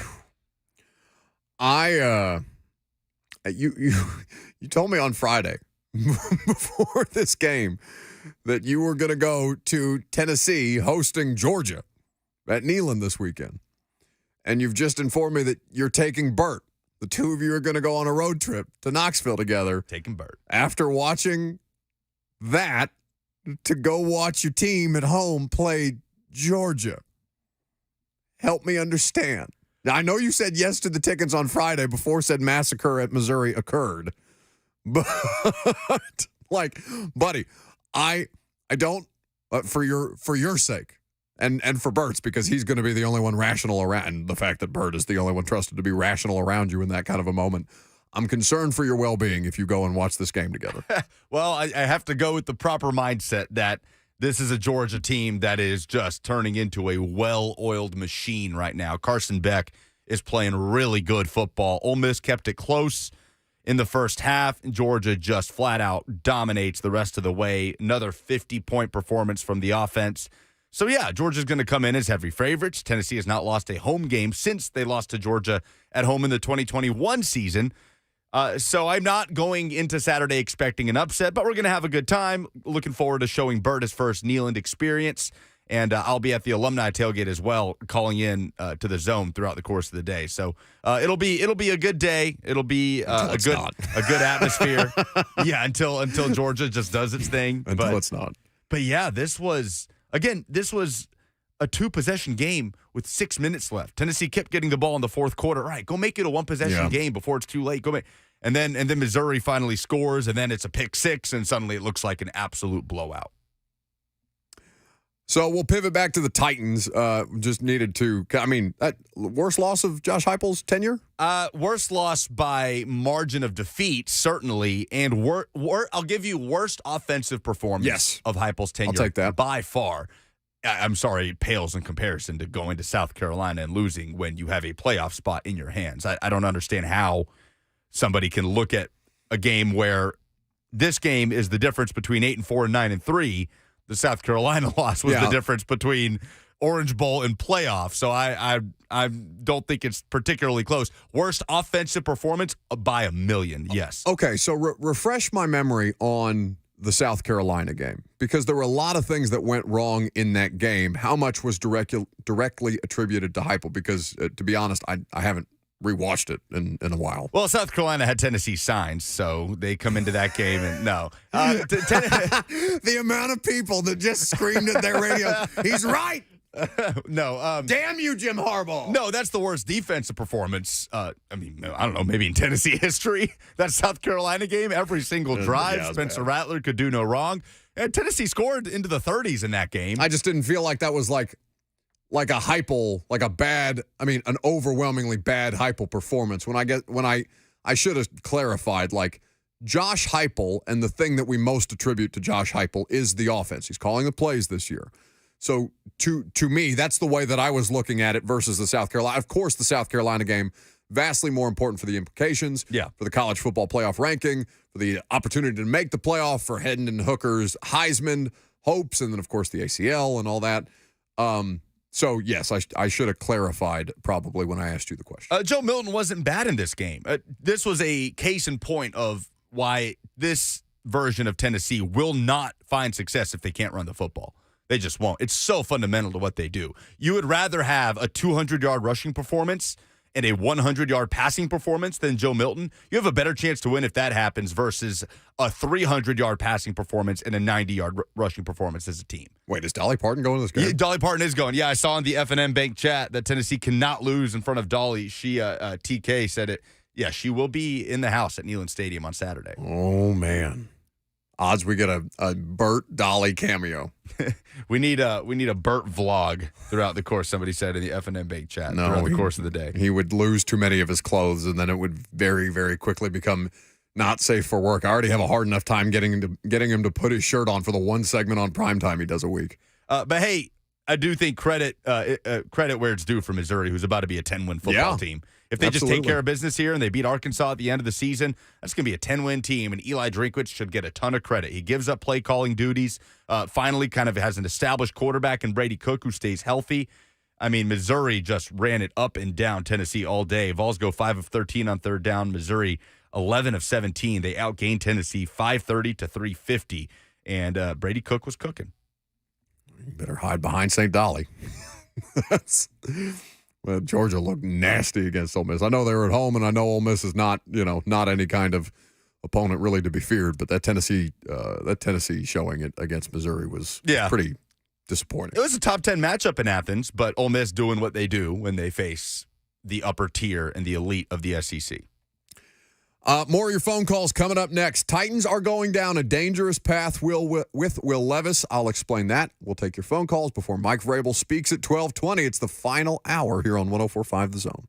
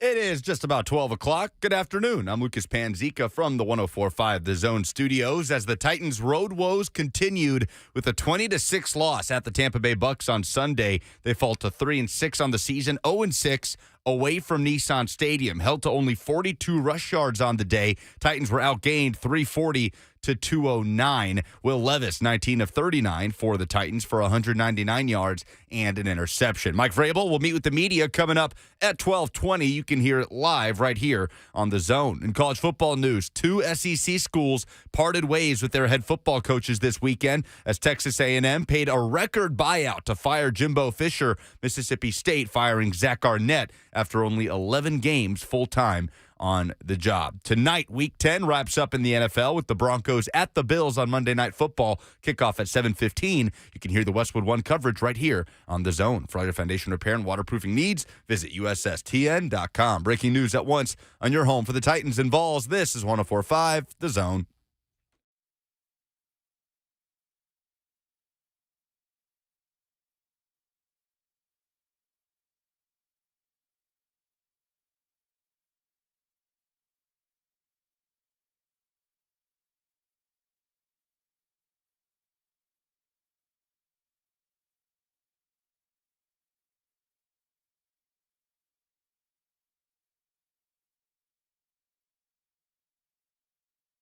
Final hour. Welcome in. Welcome back. You've been hanging out with us so far. A lot of you have on the F&M Bank chat, on the phone lines. We'll get to you in a second. If you have more to say, as many of you do, why wouldn't you? Couple of Tennessee teams suffering pretty bad losses over the weekend. Vols at Missouri, Titans at Tampa Bay. I was at the latter, of course, and talked to Mike Vrabel, Will Levis, who you'll hear from here in just a little bit. Speaking of Will Levis, my main takeaway is that I don't really care about anything else that happens this season beyond the health and safety of Will Dam Levis, DeAndre Hopkins, Jeff Simmons, and Peter Skoronski. Everything else about this football team, largely to me in 2023, is pretty much a wash. So now it becomes, all right, and whether or not they feel the need to prioritize this the way that I feel it needs to be prioritized is a different situation. Not that anybody was asking for my opinion, but Will Levis the only source of hope surrounding this football team right now? Yes, there's nothing else that makes you optimistic, confident. It's the quarterback and cap space. Okay. So those two things are directly correlated because what does the quarterback need more of? Help. How do you get more help? Cap space, draft picks. And you've got $100 million to spend. What do they have right now? 7 draft picks? I need to refamiliarize myself with their 2024 draft capital since it's week 11, and it feels like their season is basically over. So I'm going to spend the rest of my time doing that, I suppose. But Will Levis is all that really matters right now. He is the closest thing that you have to a viable option at quarterback moving forward into the future. Whether or not he becomes one is entirely dependent on how the rest of this year goes. And they are not capable of keeping him safe right now. Now, it's football. He's going to get hit. He doesn't need to get hit the way that he's getting hit right now. They cannot afford to let his development get derailed because the roster, and in particular the offensive line, is incompetent. And when we asked Will Levis about what he's supposed to do or what can he do, what he's been coached to do, given the current predicament that he's under, because it's now 3 starts of him just getting battered back there. We read you the pressure numbers. We'll do so again here in just a second. This is what Will Levis had to say about how he's managing the situation.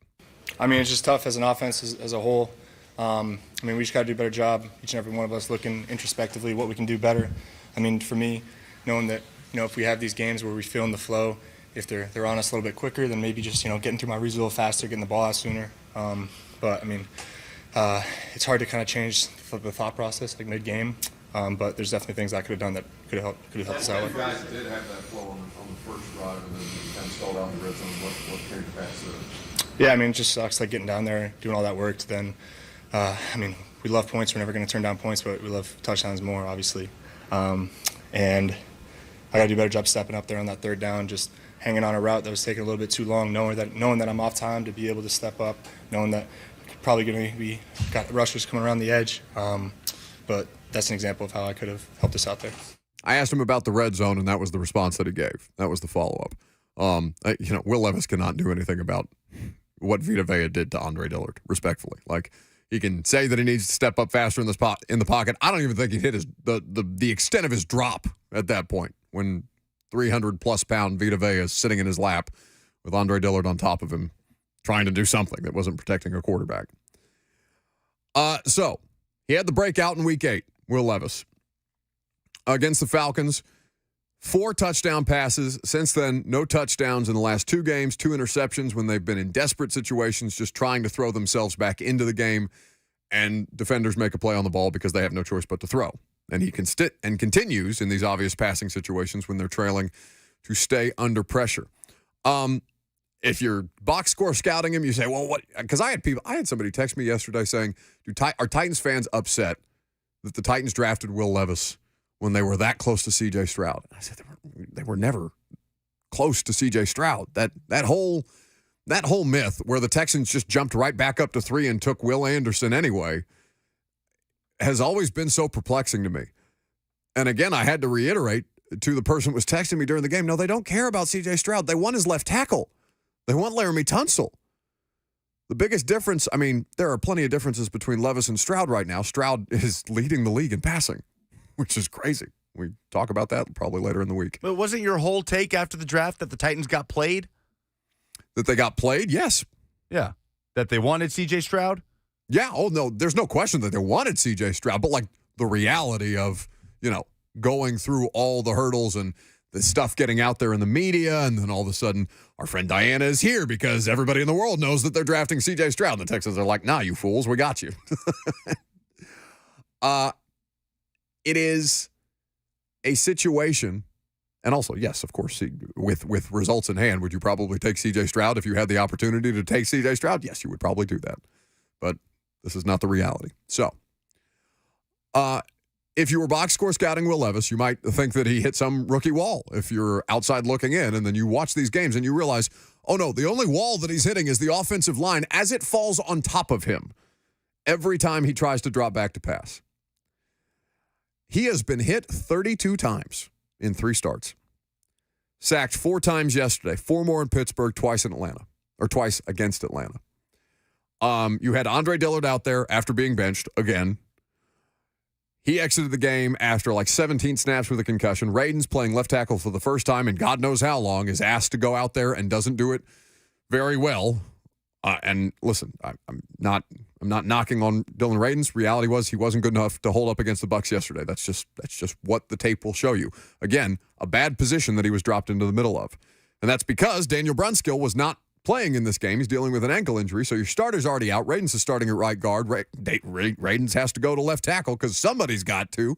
And Rupchich, who is the practice squad player who none of you think exists, is called up from the practice squad for the first time in his career as a 2022 UDFA and is now your starting right guard for the remainder of the game. They cannot afford to let this offensive line group ruin Will Levis. And how they go about doing this is how the rest of their season, to me, is going to be judged. There has always been some kind of like running dialogue with Titans fans and their organization. There's always a couple, right? The Titans are a cheap franchise is something that's brought up with us a lot when we get to the free agency period, when in reality you go back and look at like some of the top of market contracts that they paid out. Recent history doesn't indicate that, especially Jeff Simmons' deal. Titans have ruined quarterbacks with bad offensive line play. That I'm willing to entertain a little more. Because there was a couple of different reasons why it didn't work out for Marcus. But the offensive line situation that they had when he first arrived here was Taylor Lewan and... Ooh. That's a good... It's a bunch of names that'll make you shudder. Chance Warmack? Chance Warmack was still here. Warmack was still here. He was still on his rookie deal. I believe, what was the center? Schwenke. Yeah, Brian Schwenke. Schwenke was playing, I can't remember if he was the center of the guard at the time.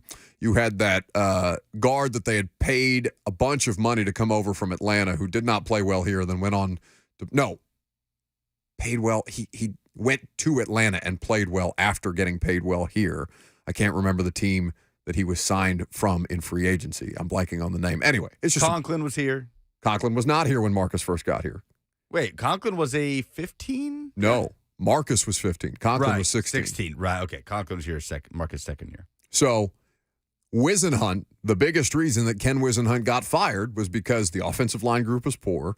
Wisenhunt's scheme was not keeping help in to assist with the offensive line situation, and Marcus was getting battered back there. And it took him about 6 games for them to move on from Wisenhunt and say, all right, we're going to find somebody else who's going to keep all the tight ends in to block. Mike Mularkey, exotic smash mouth, come on down. And it was the best version of Marcus, I would argue, under Mularkey that we ever saw. I don't know that the offensive line was solely the reason that Marcus Mariota didn't pan out here, but it is something that Titans fans, I think, do have in the back of their minds when they think about this stuff. And that Will Levis is now in the situation that he's in with the current construction of offensive line that he's in, which is arguably worse than Marcus Mariota's rookie year, I think is completely reasonable to be concerned about. There is the path to developing or ruining a rookie quarterback, a young quarterback, a quarterback of any age, because look at Ryan Tannehill. Ryan Tannehill is way more gun shy, or when he was in there, way more gun shy than he was 2 years ago before he started taking these beatings. And so that Levis is hanging in there, is showing courage in the pocket, is showing toughness in the pocket, is taking these hits, is physically capable of doing so, is young so he doesn't care yet, and hasn't taken enough of them, that has an expiration point. How you balance that this year is how, what dictates what little remains for you to be successful in this season, it would seem. Let's go to Reggie in Hendersonville next. I'm really surprised nobody gives a harder time to Amy Adams Strunk, because let's be honest about the Adams family, whether it was her father or the transition or her. They don't know how to run a competitive professional sports franchise. They, at every turn, have made what seem to be obvious decisions that have blown up. They would make money if John Robinson and Ken Wisenhunt were still the tandem. It's not about making money. It's about being competitive. And she's getting a new stadium, and she doesn't know what she's doing. Well, Reggie, I guess what are the examples of the obvious decisions that they did not make in the obvious? Because this was a competitive franchise not but 2 years ago. Playoff wins. This is a professional sports team. It's about being consistently competitive. Now, wait, Reggie, hang on. No. But you cited playoff wins, that decisions that are obvious to be made that the ownership did not make, and then gave me playoff wins. I'm talking about decisions everybody agreed with. Vrabel, yeah, this should work. But now it's clear that if you don't have a quarterback, even Bill Belichick's it can't work magic everywhere. This is what I'm talking about. And this isn't, she hired the people. She had last signature on hiring every one of these people, as did Bud Adams. And look where this franchise is, and nobody ever drags them through the mud. Well, you haven't really given me a concrete case to do so. Just not a fan of Amy's play calling in the playoff game against the Bengals, Reggie in Hendersonville. Didn't like the conservative decision to kick the field goal or punt on the fourth down. I remember asking Mike that question about punting on fourth down. Yeah. Didn't like the decision there by Amy Adams Strunk. No, thought. Yeah, would have liked to see more targets for AJ in that game, but Amy just kept buzzing down. Hey, stop throwing the ball to AJ. I remember when I first got here, and Darren McFarland at the time would just do this bit where he would just list all the different names who were technically involved with the Titans ownership group at the time before Amy was officially named controlling owner in 16, I want to say.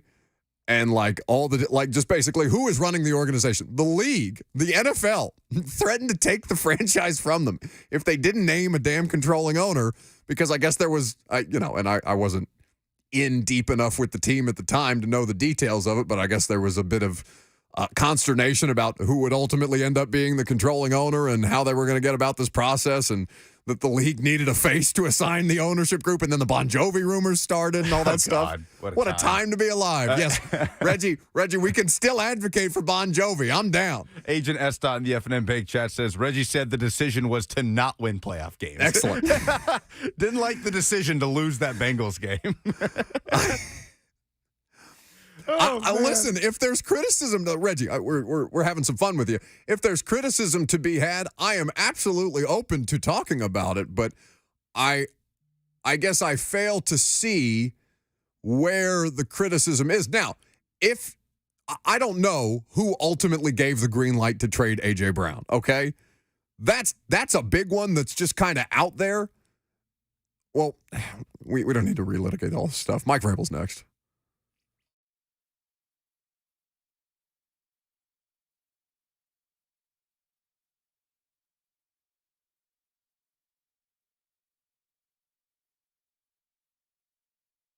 Life is busy. We could all use some extra time in our day, which is exactly why Two Rivers Ford offers mobile service. We'll bring the service to your driveway at no additional charge. Oil changes, brakes, batteries, the certified technicians at Two Rivers will perform basic maintenance on your vehicle wherever you are, so you'll have more time for moments like this.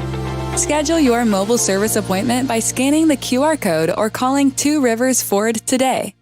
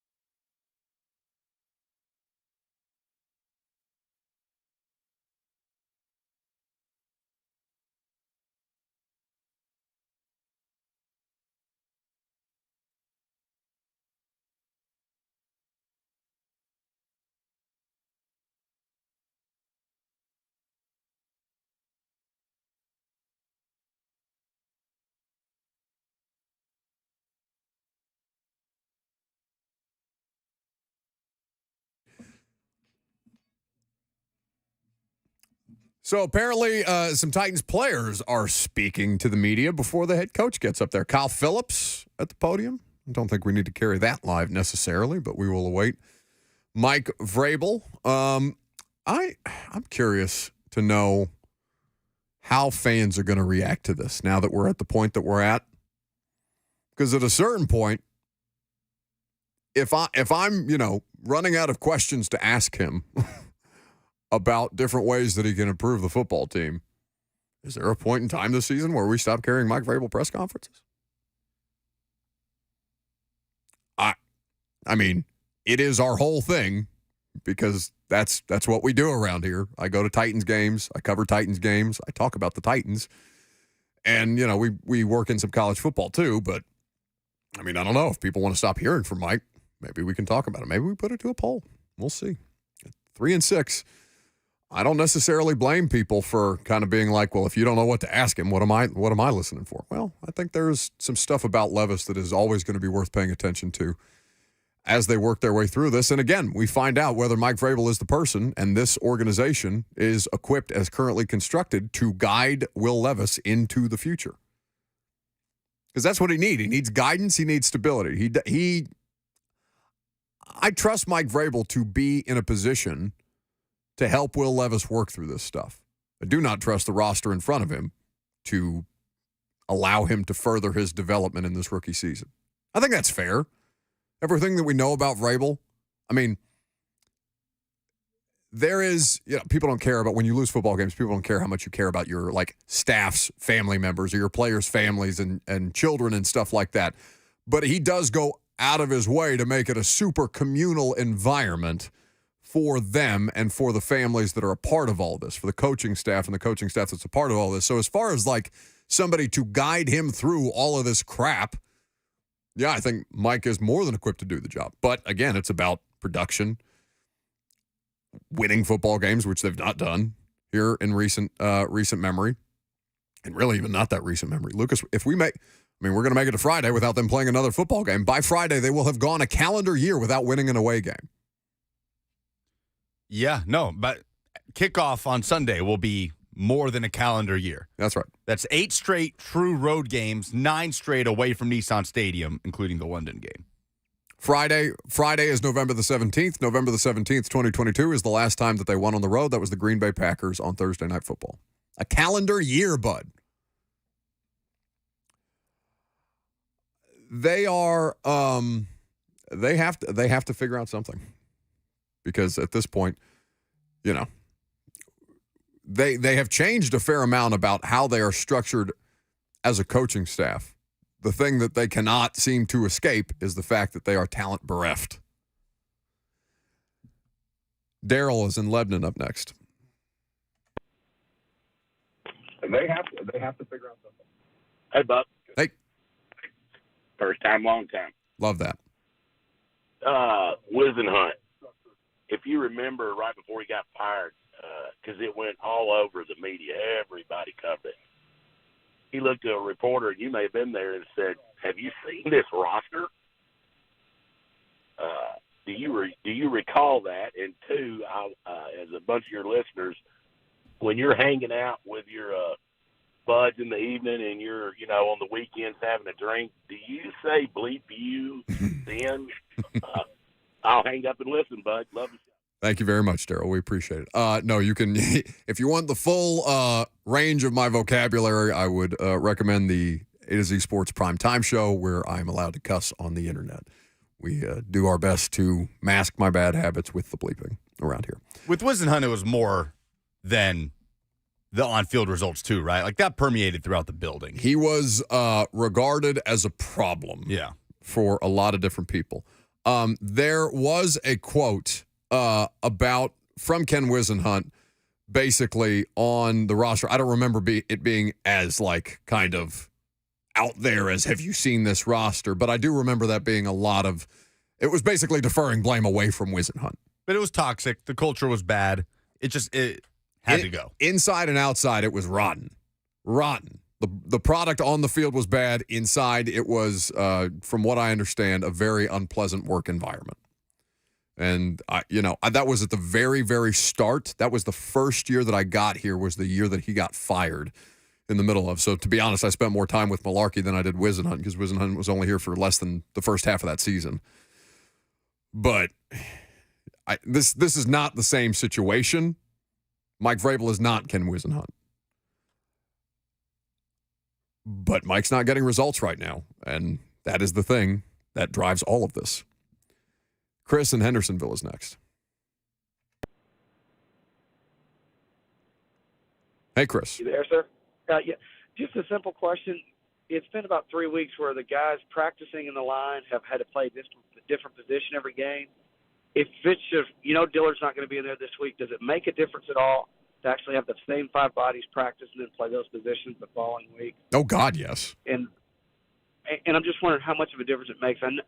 I know they're going to suck no matter what, but will they suck less and maybe be able to get a throw off? Yeah, man. I mean, I'll listen on it. Thank you for the call. Radens hasn't taken a snap at left tackle since college. No. Well, no. Since last season. But even then, that was since college. Yeah, and it was very short-lived. He tore his ACL almost immediately. It was like a drive and a half, 2 drives of Dylan Radens at left tackle in the Chargers game. And that was like the desperation thing. Now, Radens looked bad yesterday. He had the 2 back-to-back false starts that cost him 10 yards. He had one where he just gets completely washed out. He loses his leverage. The technique was poor, and the rusher just goes right through him, and I guess that would have been Skoronski on some games where they were playing up front. There's a lot of bad snaps in there. And yes, it does matter to get them as comfortable as humanly possible rather than just saying, hey, Dylan, get to the left side. Josh Dobbs is out here winning games and not knowing where the Minnesota Vikings locker room is. All right?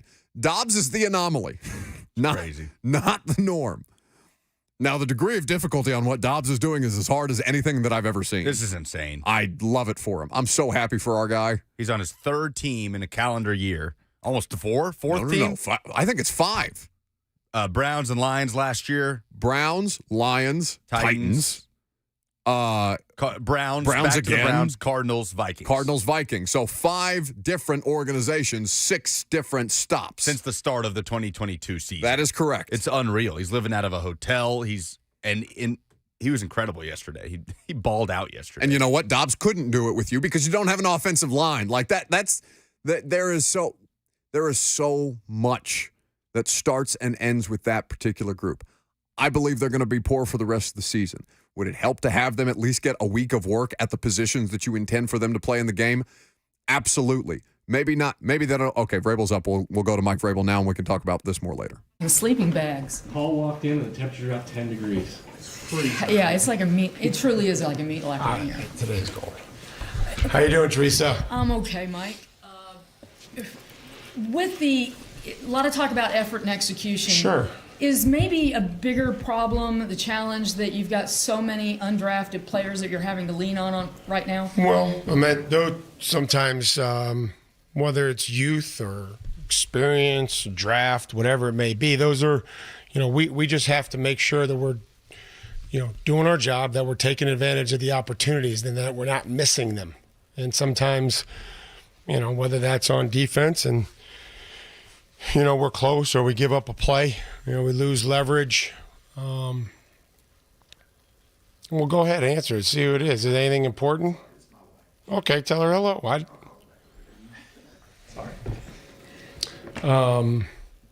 Is that we're just, we have to be able to make sure that we're not missing opportunities. And so, we've played with, undrafted, everybody that's here, is expected to do their job, and we have trust in them and, have earned the right to play, whether that's their first opportunity in TK or, Andrew Rupchich or, Eric Garrar or right on down the line. When you've been hurt in the past, you've brought guys in who've been able to help you. But when you're not hurt, it seems like you're reluctant to go get people. Like what? Why isn't there more churning of the back end? Oh, we've had plenty of workouts, and I probably don't want to put a number on it, but we added Kayvon Wallace. We've signed other guys. We've brought up guys from the practice squad. We've had worked out guys. We've added players, throughout. I don't have an exact number, but I think every week we've had, workouts and just signed an offensive lineman, last week. So, I think we're continuing to look and have workouts and bring guys in, and I think we'll continue to do that. Inside linebacker in particular, between Jack and Monty, are you satisfied with what you're getting there? And is it not possible that there's a solution outside the building who could give you better than you're getting from them? I don't think either of those, I don't think they were an issue yesterday. By no means perfect, but we'll continue to have workouts and bring guys in and, and take a look. So, I don't think that's ever been something that we're afraid to do. After kind of watching film yesterday, maybe what bothers you the most? Maybe what's something you feel good about? Well, the X plays, defensively will always, end up getting you. Played a lot of really good snaps. Played a handful of ones that weren't very good. Some good plays down in the red zone to get some stops. Had some good stops on third down. Didn't have very good rush lanes, a couple times on the quarterback. That would be something there. Offensively, we weren't able to run the ball efficiently. We had too many negative play runs. Hit some 8 or 9 yarders. Hit some cool plays. They didn't do a very good job in the play action pass game and their pressure in that regard, to where we could, move the ball downfield, and we had too many drops yesterday. When you look at the way Will Levis has kind of been hit so many times the last couple of weeks, but then he continues to come back, he stands in the pocket. What have you learned from him through that experience? Well, I think that anytime you have a quarterback that shows that type of toughness and is willing to stand in there and not stare at the rush, I think everybody appreciates that and values that. And that's not the plan. That's not the goal. Nobody wants that to happen. I've said this to our team, since I've been here. When somebody misses a block or doesn't go to the right ID or the right linebacker, it's not the 7 yards on a sack or 4 yards on a run that bothers me. It's the fact that somebody could get hurt. If we don't block somebody and we're handing the ball off to Derek or Tajay, that's what bothers me. We can make up the 4 yards, I know, somehow, some way. It's just I don't want to see players get hurt, whether that's the quarterback, the running back, or anybody involved. And just like, if we throw a two-man concept out there between, let's say, Chris Moore and Nick Westbrook, that we did, fairly well. It wasn't like a 30-yard gain. It was a first down that was probably 9 or 10 yards. But, Chris's job is to protect Nick and go and make sure that he's, not getting drilled the second that he catches it. You see that, throughout the league and in college football or, in a bubble. The same way as that we flip it out there to Tajay on third down. We've got 3 guys that are blocking, and Tajay is comfortable enough to catch it and know that the next guy that's free is the post safety, and so that's important to me. So to your question is, we believe in Will's toughness, and we also believe that we don't need to get it. We don't need to challenge it as much as we have. How would that challenge his development as a player? Like, some of these young quarterbacks, they go out there and they get beat up, and it alters the way. Yeah, no. He's texting with Tim last night. He's meeting with Tim and Charles this morning. About where to go with football and about late in the game and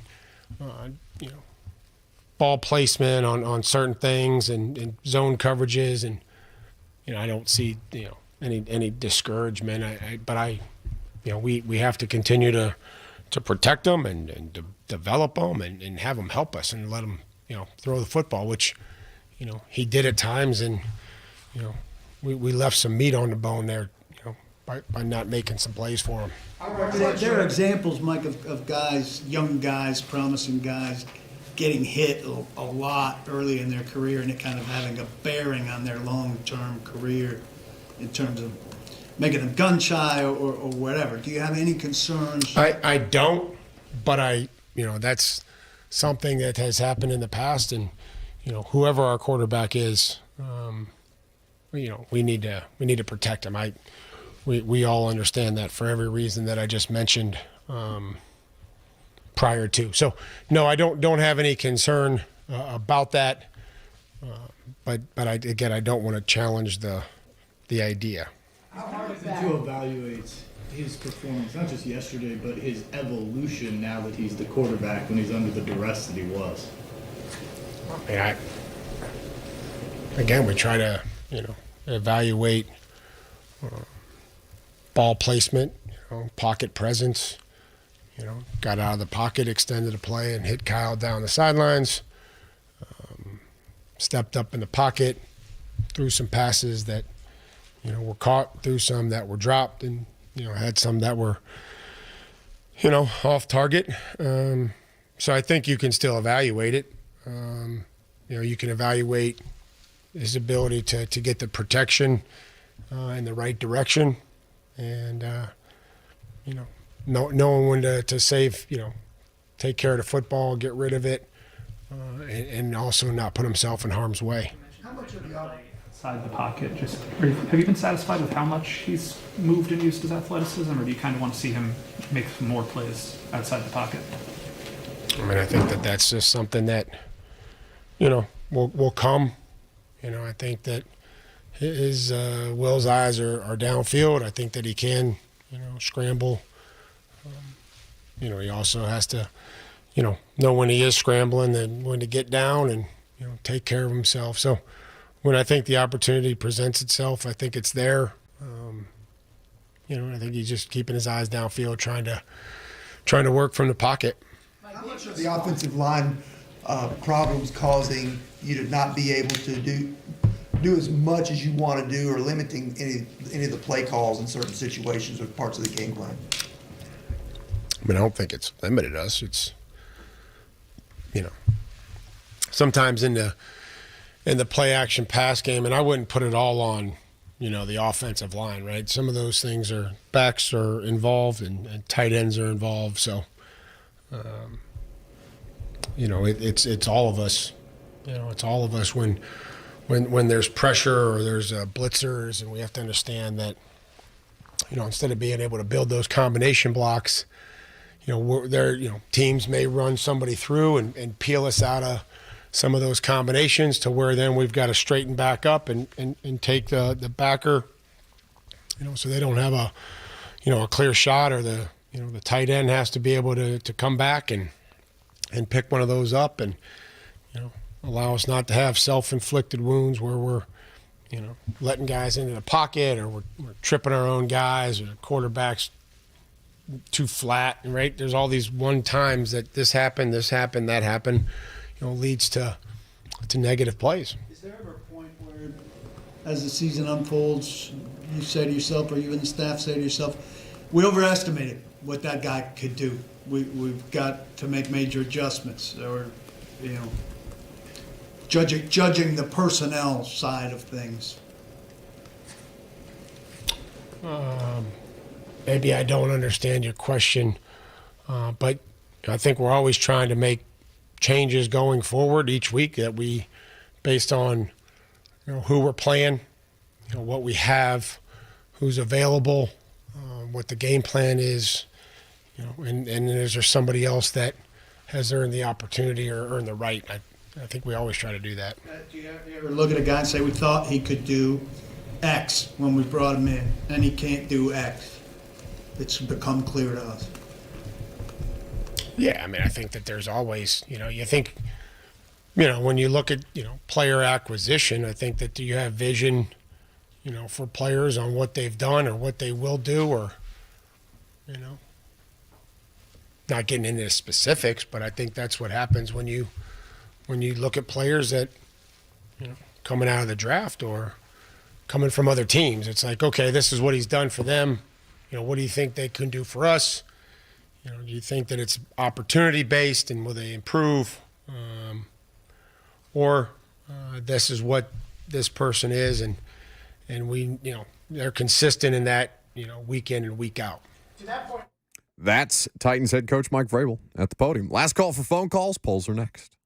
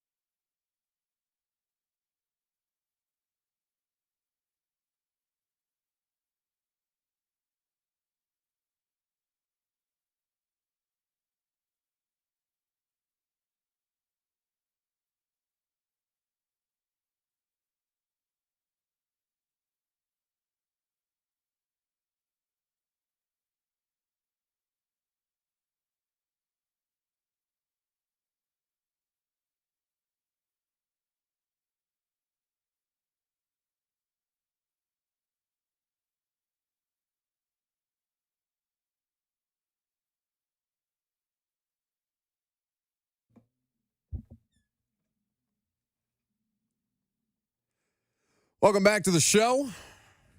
We were just laughing at quotes from another head coach out there in the world of football. This college, not pro, Mike Vrabel wrapping up his comments at the podium. Jim Harbaugh has given some wild quotes at his podium. I imagine he will make an appearance during Oh No tomorrow.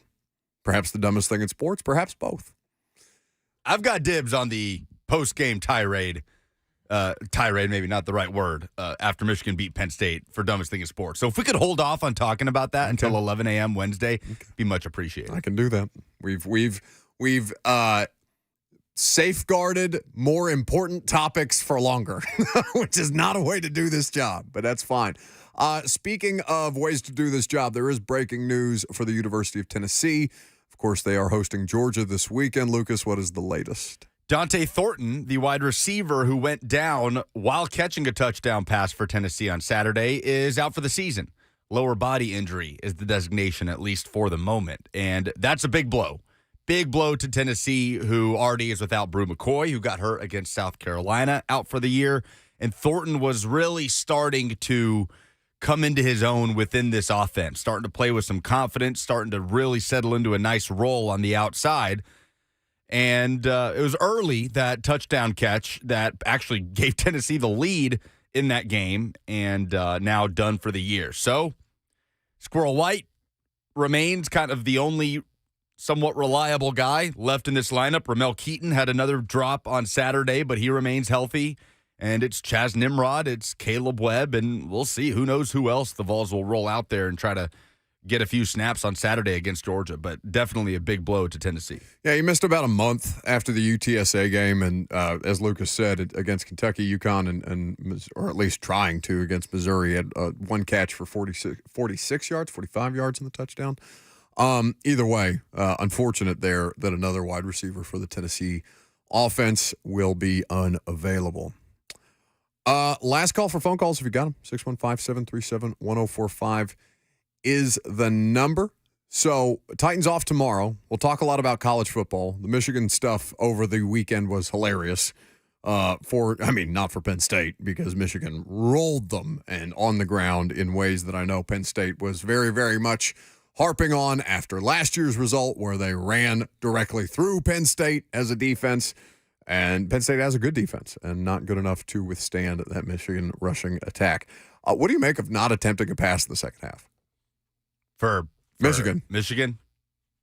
Didn't need to. It's why J.J. McCarthy's not going to win the Heisman, right? He might be up there in Heisman boards, but it's why that's just not going to happen.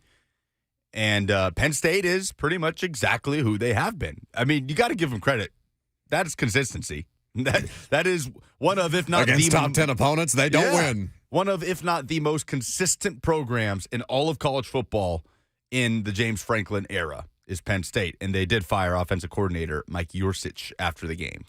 I want to talk more college football tomorrow because the Washington game, the Washington-Utah game, was so much fun. Yeah, it was. So much fun. I texted you, and I forgot that it was also in the middle of the Tennessee game where things were going very poorly for Tennessee, and I was having much more fun watching Washington and Utah, so I was sticking with that one. I was texting Lucas, this is electric, and he's just like, yeah. Not quite. Polls, please. Hello, my name is Borat. There is a show in America called Buck Rising. I like very much. As a man named Lucas, like my producer, as a motherfucker, will update something called Final Pollings. I'm very excited, very excited. Do it, Lucas. La la la la. Presented by Two Rivers Ford, who sells below MSRP on any non-specialty new Ford. What is the most correctable issue with the Titans? Kenneth says Radins at left tackle and be as committed to that as you are Skoronski as guard. In fact, he is very much not committed to it because he just gave a rather honest review of Dylan Radins and that it is not up to their standard, basically was the line. You can check out that clip on social media. I'm sure it's making the rounds. Jessica wants to see them rolling Levis out more, letting him throw on the move. They tried to roll him out yesterday afternoon. He got smoked as soon as he tried to roll out, whether he was tripping over the running back's feet or getting smoked because of the offensive line. The rollouts are not effective at this point. We did talk a little bit today about maybe more of that quick game of just getting the ball out, just into some favorable spots. Their biggest play of the day yesterday was Kyle Phillips on a 29-yard screen pass in the second half. He's doing that hitch thing when he throws, the kind of double hitch. Do you notice that a little bit with Levis? And the ball's still getting out okay, but there are things that he can do to improve. Is he the only thing that's holding this team back? Obviously not. What's the worst team in the National Football League? Jeff says, as bad as it was to stomach the Titans game, the Pats game was brutal. Yeah, Darius says it's the Titans when they're away from Nissan Stadium. The Panthers, a close second. Karen says it's the Giants. Brent says it's Carolina by far. I think it's the Giants. Yeah, they are so hapless. I mean, it is. Andrew Thomas got carted off yesterday. Ooh, man, it's hard to watch right now what's happening in New York. I don't watch them. Was that loss in Missouri the worst of the Heupel era for the Vols? 67% say yes. Eric says it's up there, but not worse than South Carolina last year. South Carolina has far greater implications, I guess, just in terms of Josh Heupel's responsibility and impact on the game as a play caller. That was the worst offensive output that they have had under Josh Heupel. What should be the top priority for the Titans as a franchise for the remainder of this season? Robert says not ruining Levis, possibly finding some combination on the line that at least gets in the way of the opponent pass rush. It would be an improvement upon what they did yesterday. Goody says figuring out if Jalen Duncan can play, maybe Radins at right guard or right tackle. Don't think so on Twitter says the biggest priority should be keep Levis from getting injured. And Beachfront says show some backbone on offense. Even if the line is terrible, seeing a coach choose to concede trying for points multiple times in a season is a fireable offense. Charles says re-signing Henry, he's still got it. Yeah, okay. Well, he needs more offensive line help. So if you get a better offensive line, then I'm down to re-sign Henry. But right now, you're just wasting him. Kenton says losing out for the hope of drafting Marvin Harrison Jr. Well, you better hope bigger than hope, I guess. I get a lot of questions about Duncan. The best way I can summarize the Duncan situation, because Rupchich played over him yesterday on the interior, is that I've been told he's not up to speed. And we'll leave it at that. If the Titans, let's say, have a top 7 draft pick, right now they are the 7th pick if the season ended today, what do you think they would go for? Wide receiver or offensive line? Brock Bowers, who came back on Saturday. I think the wide receiver you want and the tackles you want are gone by 7. I'm telling, I know it's a stacked quarterback draft, and quarterbacks being stacked up that way helps the Titans if they think they have one, but it's going to be tough for you to get the kind of pick that you're talking about. You got to be really, really bad. And there are a lot of bad football teams out there. Those are balls. Excellent. That's the show. Blaine and Mickey, 3HL, they will help you continue to process the loss, react to the loss, whatever you want to do. It's a loss. Talk about it coming up next with them.